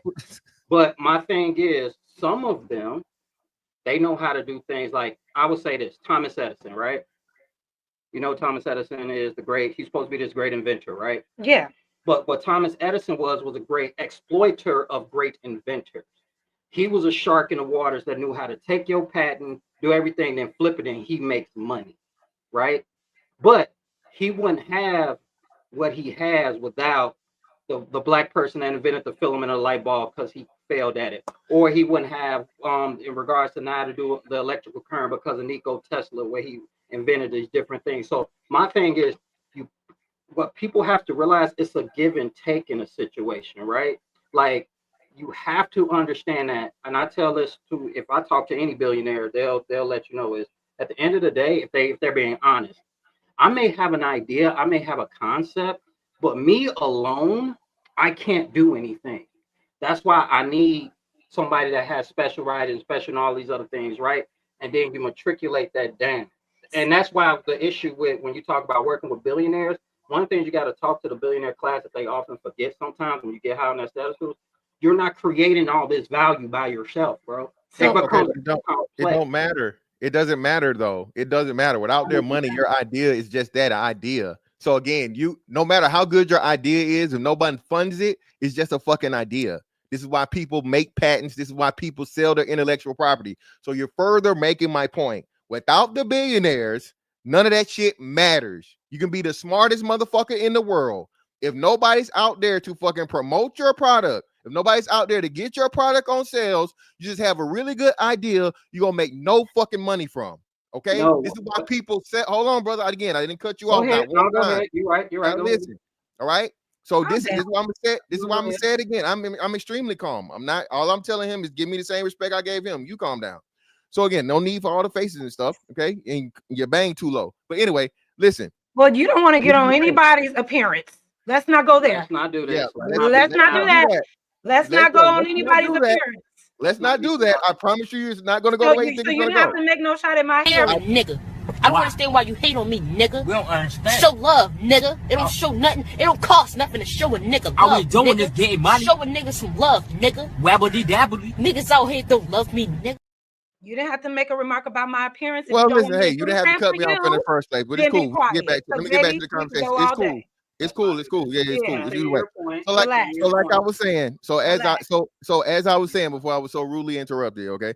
Listen, again, none of that matters. If was a fifth, brother, I tried to keep counting how many times you said if and I lost count, brother. It just is what it is. You even again defeated your whole point when you said, hey, there's give and take in anything. Okay. The give and the take is this. No matter how good your fucking ideal is, if there's no money behind it, it's useless. This is why people sell their intellectual property. This is why people create great things and then fucking Tesla comes and buys it up, or Google comes and buys it up. And as you said, to a lot of these points, it's some real sharking shit that goes on out here. It's some dirty shit. They got people, Meta did it with somebody else to where they stole somebody's code and they turned around and said, hey, we tried to buy it for him, but since you didn't want to buy it, what we'll do is we'll just make a copy of your code just a little bit different so you can't sue us, and we'll put your ass out of business. So, brother, I got all that covered. But again, this whole thing where you're going to blame the rich without the rich, okay, there is no fucking middle class because the middle class has to work. We don't have a barter system. We're in motherfucking capitalism, okay? And communism that everybody wants to see in the fucking run to has killed more people than any fucking system in the history of the world. So either learn how to do capitalism the right way and the way to benefit you, or you sit back and you depend on everybody else and then hate on the people that are literally putting food on your plate and making a fucking way for you to live and everything. Okay. But I'm not saying, but to the thing of what you're saying, I'm not saying that you don't need people to fund what you do. I'm not saying that. But what I'm saying is you need both. So like money means nothing without the intellectual people that have the ideas, right? They're like, hey, funding, you see a need in the marketplace, you have a new idea, we can fund that. And you're the person that can get it done, right? That's why people give you rounds of funding and all these other things, right? But like I said, you can't, billionaires don't have anything without the intellectuals. So it's a partnership. But I'm not going to say billionaires completely run everything or they completely run everything. No, because a lot of people, like, reason that you see every generation of the economic engine, there's different billionaires because there's different intellectuals, there are different individuals that saw stuff in the society and they moved forward and they was able to create scale through their procedure. Yes, people funded them, but like I said, money alone without the intellect means nothing. Literally, and what you said, intellect without the funds, you can't scale. So no, it that's not goes true. hand in hand. Intellect Well, hold on, without that's the not true. funds, Just you hold can't on, scale. let me reply to him before you reply. So no, that's not true. Again, like I said, we know the reasons. The Rockefellers, the Rothschilds, those are family names. The Waltons, those are family names. That's a family that's going to be rich for forever. Nothing to do The with Rockefeller started with one person in their family. So again, so am I wrong? I'm gonna say this again. You said that the rich or the billionaires are going to be nothing without the intellectuals. I'm telling you that there are several families that you're acknowledging, and just understand, brother, you didn't agree And with it everything. started I'm saying. with one intellectual. It started with one. No, it didn't. Rockefeller wasn't a damn intellectual, bro. He was not an intellectual. Rockefeller nor Rothschild was who started Walmart. founders. It was one. He was not an intellectual. He was not an actually- intellect, brother. I think you're conflating intellectual and business. Just because you're good at business doesn't make you an intellectual. He is not an intellectual. Sam Walton was not an intellectual, brother. Rothschild and Rockefeller were not intellectuals. They had money. They were good in business. So what I'm saying, their family name is going to be rich forever as long as the fucking earth exists. An intellectual would be your Bill Gates. Okay, Bill Gates is a self-made intellectual that is also a billionaire. Actually, So he's not hold self-made. on. Yes, Yes, he is. it's Again, not. he's a billionaire. That's an intellectual that disproves all the other shit you're talking about. No, the So thing is, Bill- but the thing is, see, this is what So we is need to Mark stop. Zuckerberg. Hold on, brother. Let me finish, brother. I ain't cut Go you ahead, off. go Just ahead, wait. Let me go finish, ahead. brother. So is Mark Zuckerberg, a billionaire, self-made billionaire, who Not is also an self-made. intellectual. So all of these points you keep making, I have several on every So, side of the thing to disprove what you're saying. so There are I'm gonna intellectuals that exist. Hold on, I'm almost done. I'm about to go land it, ahead, brother. go I ahead, promise. go ahead, go ahead. There are intellectuals that are also smart enough and have the funds to be self-made billionaires, right? And then there are billionaires that are not intellectuals at all. They just have money behind them and good business, brother. Go ahead. First of all, we're gonna stop this self-made shit.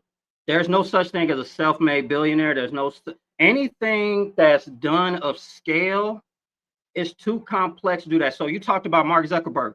So where's he with Eduardo, who gave him the money? Where is he at with his other two co-founders that helped that part of doing the business? You talked about Bill Gates. When Bill Gates came out in 1975, his mother was on the chair of like IBM. Like when the Microsoft first came out, they stuff was in IBM computers. His father was the CEO of like Planned Parenthood. Then he had Paul Allen. Then he had. Hey, I don't know if your audio I'm not trying to be rude, but your audio is cutting out real bad, like somebody calling you or something. It's good now though. Oh, you know what? It could be my Sorry. phone next to But it. Yeah, My your bad. phone is too close to the mic. Go ahead. My You good? bad. Go ahead. No, go ahead. Sorry, man. But my thing is this: like Bill Gates, he needed Paul Allen, he needed Steve Ballmer, and him to do what he needed to do. Right? He needed his mother, who was over at IBM, to help him get that contract to get his first thing as a startup. He needed his father over there. Like read about his mama at IBM. His mama, the real one. And some of the things she was able to help him do. He talks about it often about what his mother and his father was able to do. You talk about Mark Zuckerberg and some of the things that he was able to do. But like I said, he's nothing without Peter Thiel helping him. He's nothing without some co-founders at school that helped him. As you said, bro, that's why that The audio is you really getting in need you. a squad. You need a squad to do work, bro. Nobody does I that. understand that, bro, of course, but still, when we say self-made, I'm clearly not saying that you individually or whatever. You're going to get funding, you're going to do those things, so on and so forth. There's still a reason why you have very, very few billionaires in existence, bro. Very, very few. Okay, and those people have the not only the business sense, but when you're talking Zuckerberg and you're talking Gates, it's also intellectual property and just straight out intellect, period. Right? Intellectual property, intelligence, all those different things, and then they have a product that's worth scaling to the point of where it's a $1 billion corporation. Okay, but we could just go past that, bro. Like I said, at the end of the day, this fight with the billionaires is pointless because without the billionaires, you're off worse. There is no middle. But isn't there something to say that the billionaires are able, the billionaires in conjunction with the government, they are able to provide the resources for the citizens to thrive, as opposed to constantly raising the price of things and still not raising the wage for things. If they are in control and they are providing the jobs, then wouldn't they be in control of making it more accessible for people to be able to sustain themselves? So we wouldn't have to rely on EBT, so we wouldn't have to rely on the government so much, since you're saying we should give it up for them since they provide the jobs, but they're providing jobs that we can't even live a good life with. Well, no, the problem is oversaturation in low skill jobs and low wage jobs. That's the problem. People don't want to get the skills necessary. But these jobs, the thing is that you say low wage, the wage should be a livable wage. Nobody should. If the billionaires have this power, they can do things to help raise that wage. Every place that claims to have a living wage has a horrible economy. Every place that claims to have a living wage is a poor country, usually like third world, and definitely not first. Okay, the living wage shit is bullshit. Okay, you cannot live in America, the first world or first world countries, and the prototype of $8-9 an hour, which is the wage for some industries, and it shouldn't be based on what you deem as a respectable job, because you talk down on the hourly wage of a barista or server or bartender, but that's where you go. That's where you go to expect. I'm not. But they should also be given a livable wage, because they are of service. Let me interject. Okay, so again, this is a simple misunderstanding or poor understanding of economics, right? So let's say how much you think a barista need to be paid? Well, I know a barista at Starbucks I think they can start at 20 an hour. So is that livable? That's not livable for a barista? I think not in New York. not in New York, not in Chicago. But here's the thing: it depends on who you are. If you are a single person So without give me your kids, number. Just give me your number. I will say this in regards before you interject about economics, and this way me and you may disagree on right here. Like, I'm a big component of what's the number, babe? what's the number? Yeah. It varies depending on where you live. So just give me something across the board, though. Just give me something across the board. Ideally, I know for a fact that I think Starbucks is starting at $20 an hour, but ideally, I think everybody should be starting at least 30 in this economy. Wait. Okay, stop. All right, okay. So go from 20 to 30. That's a 50% increase, right? So do you understand? For it to be fair, what you're saying, everybody every industry, okay, has to have at least a 50% increase in pay by that logic. Do you understand how that does not work and it does not help anything? No, but now, hold on. I didn't interrupt y'all. Y'all gotta stop. I'm letting you go. So once I'm going, just let me rock, and I promise I'll get back to you. Okay. So this is, like I said, very, very poor understanding of economics, and this livable wage shit don't never work. Okay. What happens is the people at the bottom get a raise because it's nothing. It's pennies in a fucking bucket.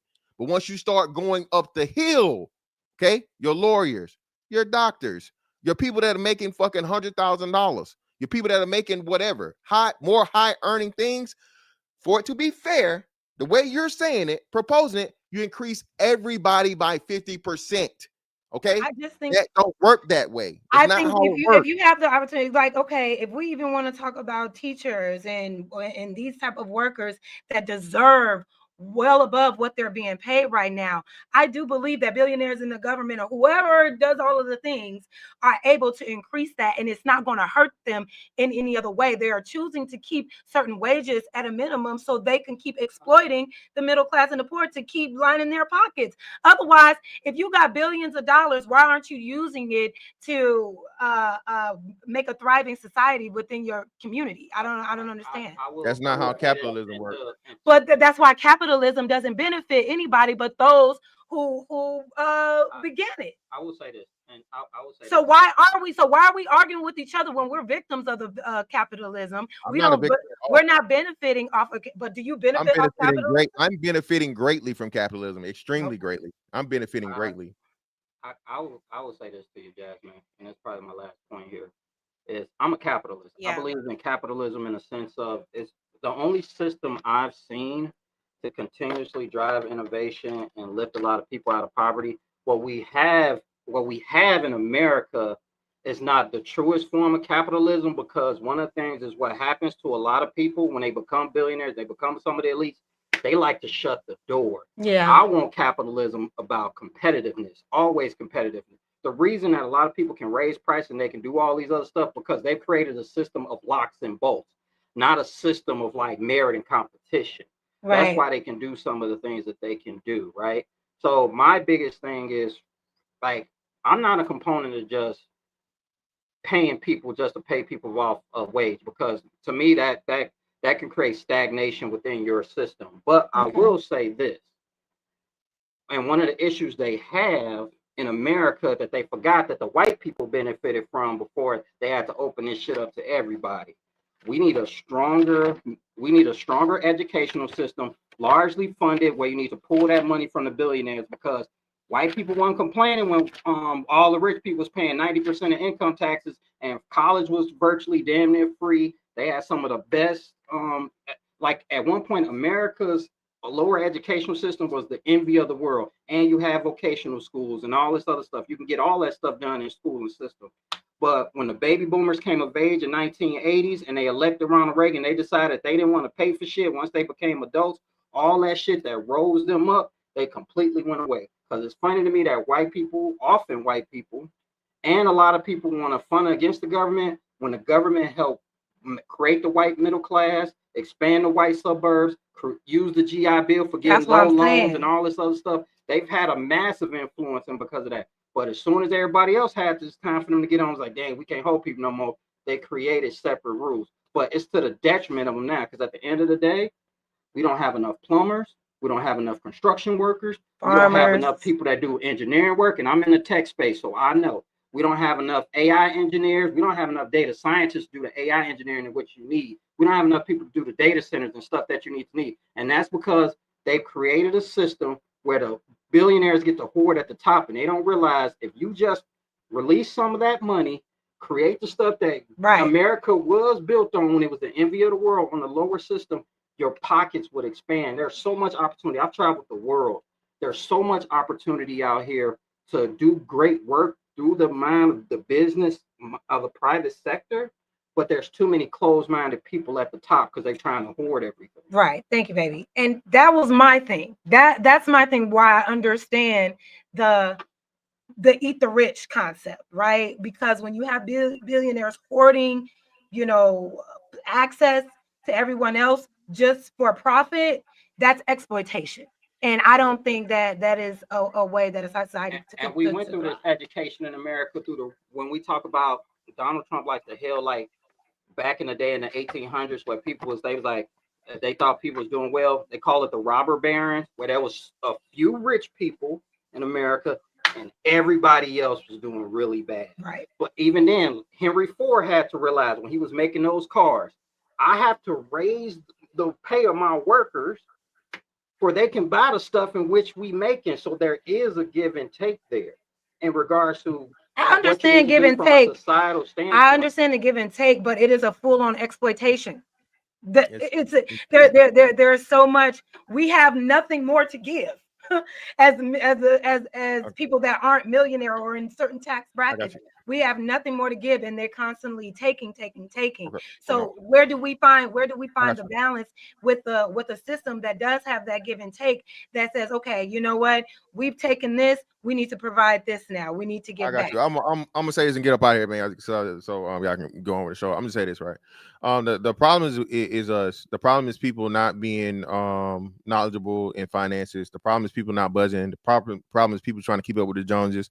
The problem is irresponsible spending. Okay, everybody's always talking about how we don't have enough money, but when's the last time you did a budget? And I'm not talking about you specifically or anything, so on and so forth. People waste money.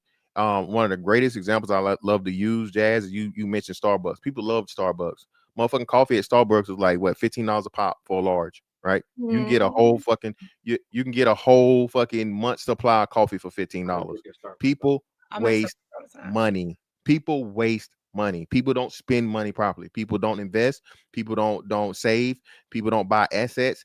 People do a whole bunch of bullshit. And what we're talking about here, the whole point is this EBT shit.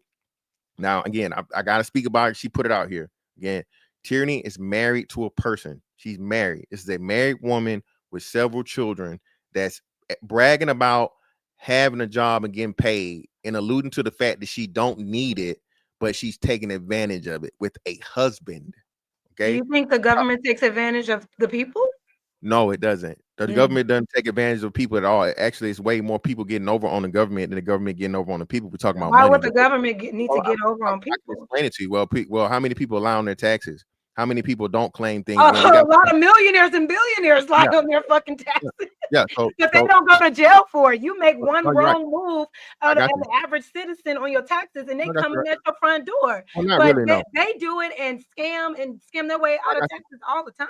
Yeah, but you just proved my point. Like I said, the government doesn't get over on anyone. More people are getting over on them. So thank you for solidifying my point. But how are we getting over on the government how do we get over on the government? He's not talking about any socioeconomic class. He's just general, regardless of People, yeah, regardless, at top to bottom, people are always getting over on the government, bro. I Like I guess said, I just because we're wrapping this up, thank y'all for wrapping this up. I just want to say this, just because I understand there is an audience or just some people that feel and it's somebody who just came in the chat to say, who may not understand the conversation or what's going on, or just me in general, right?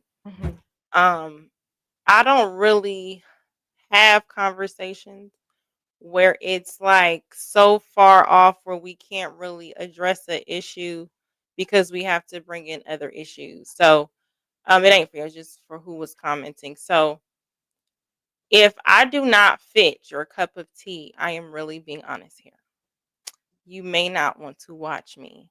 If you think because you see female that I am going to be not addressing certain stuff that is a sensitive topic, I am not that person. If you feel like Lucky is ghetto, okay, if you think the ghetto, I think you need to look at maybe the banner of my channel.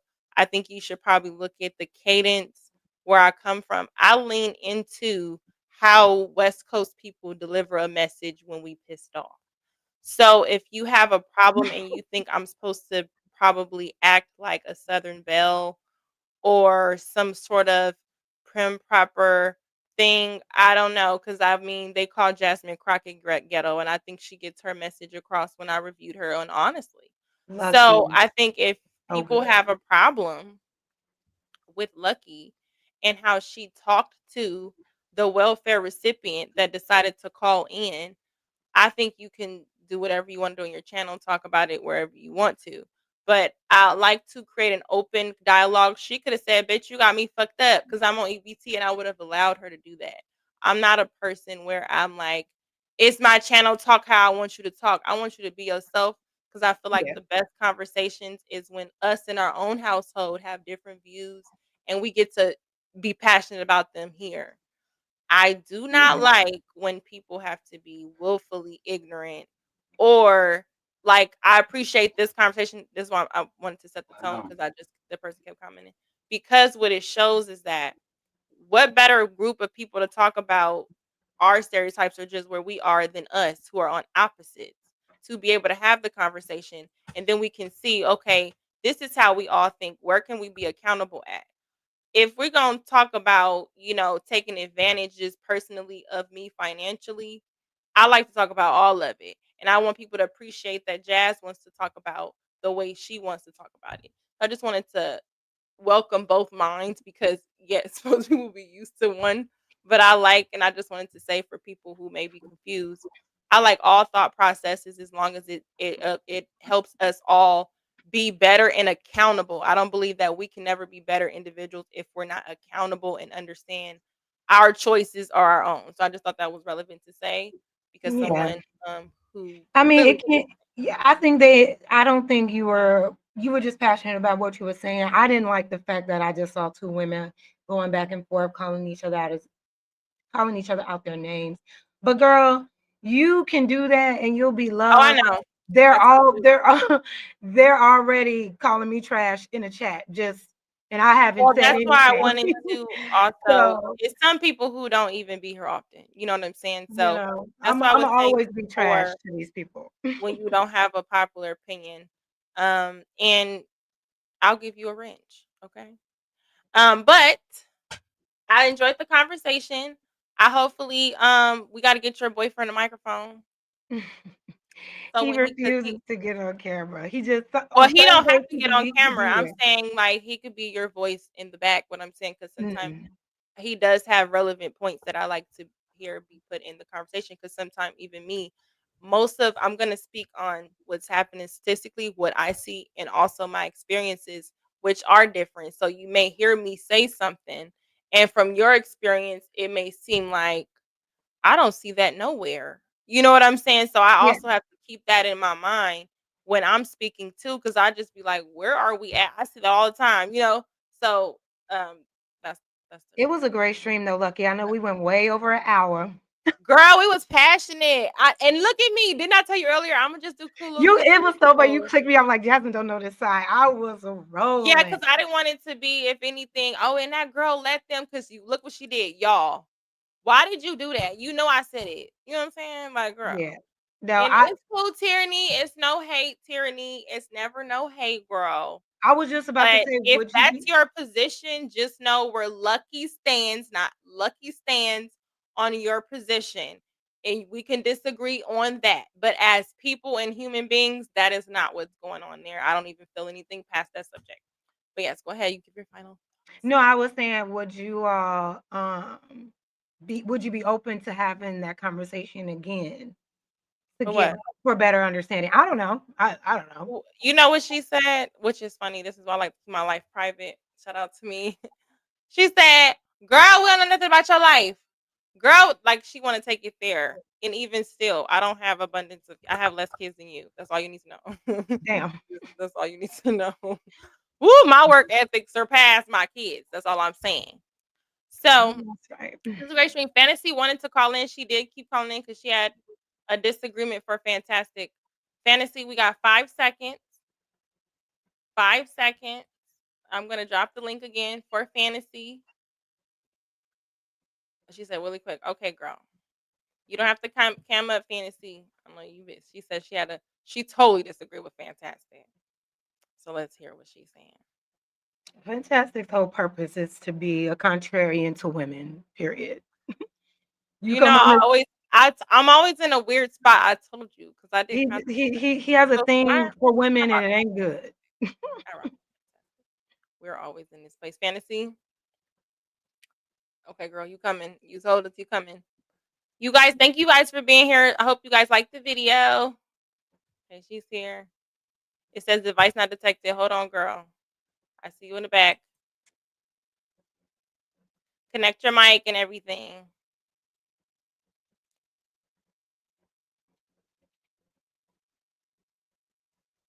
Somebody already telling her to shut up. She didn't even. These men are so mean. Like, imagine being a man coming on the internet to be mean. I'll be to telling women. y'all, don't look at the comments. To be mean to women. Like, imagine that. Going out your way to come online to argue with women. You know you ain't getting a lick of pussy. Let me know when you're ready, Fan. Probably that robot pussy that Fantastic like to get. I don't know why he be advocating for bestiality. Okay, I'm gonna bring you up. Oh, hold on. Okay, she ready. You don't have your picture in there, so why you put your picture Damn. there? Hey, y'all. Can y'all hear me? Hey, Fantasy. We hear you. Hi, Fantasy. Hi, gorgeous. Okay, What I did know you I'm think of the feeling all tired stream? now, but yeah, the stream was excellent until we allowed this man to come up here and advocate for the wealthy to be trifling. At the end of the day, we know that they are always breaking the rules and making sure that they go against the regulations. And when people like Fantastic say some people are too big to fail, we're giving them the green light to keep breaking the law, keep breaking the rules, and keep bailing them out. So when you say ignorant things like that and then try to berate a tyranny, it just seems very off balance, like for him to try to do that. You get what I'm saying?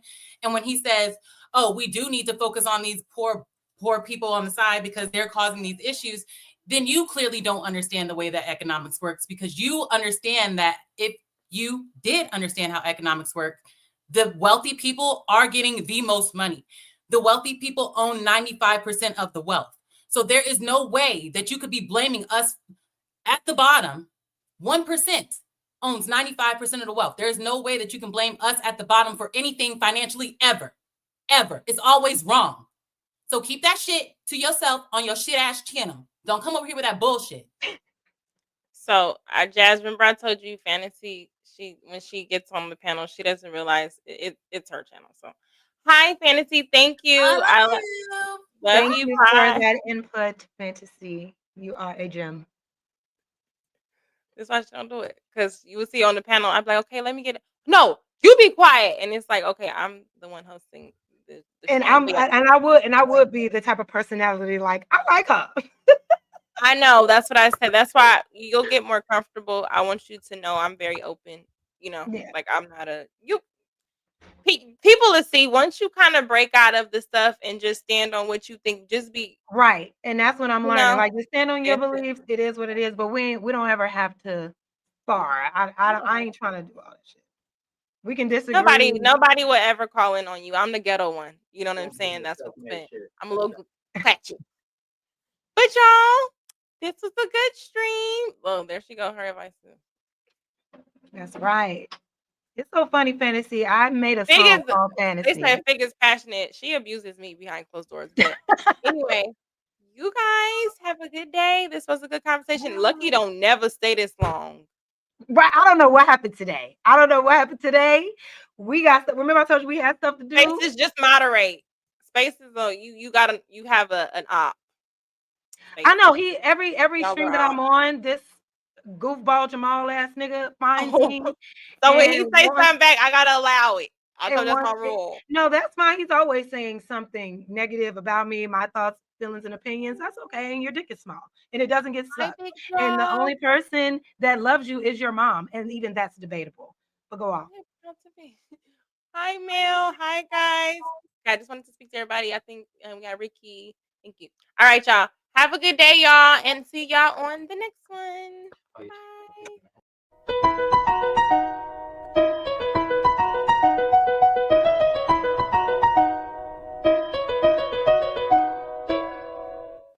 If you don't like me, that's fine.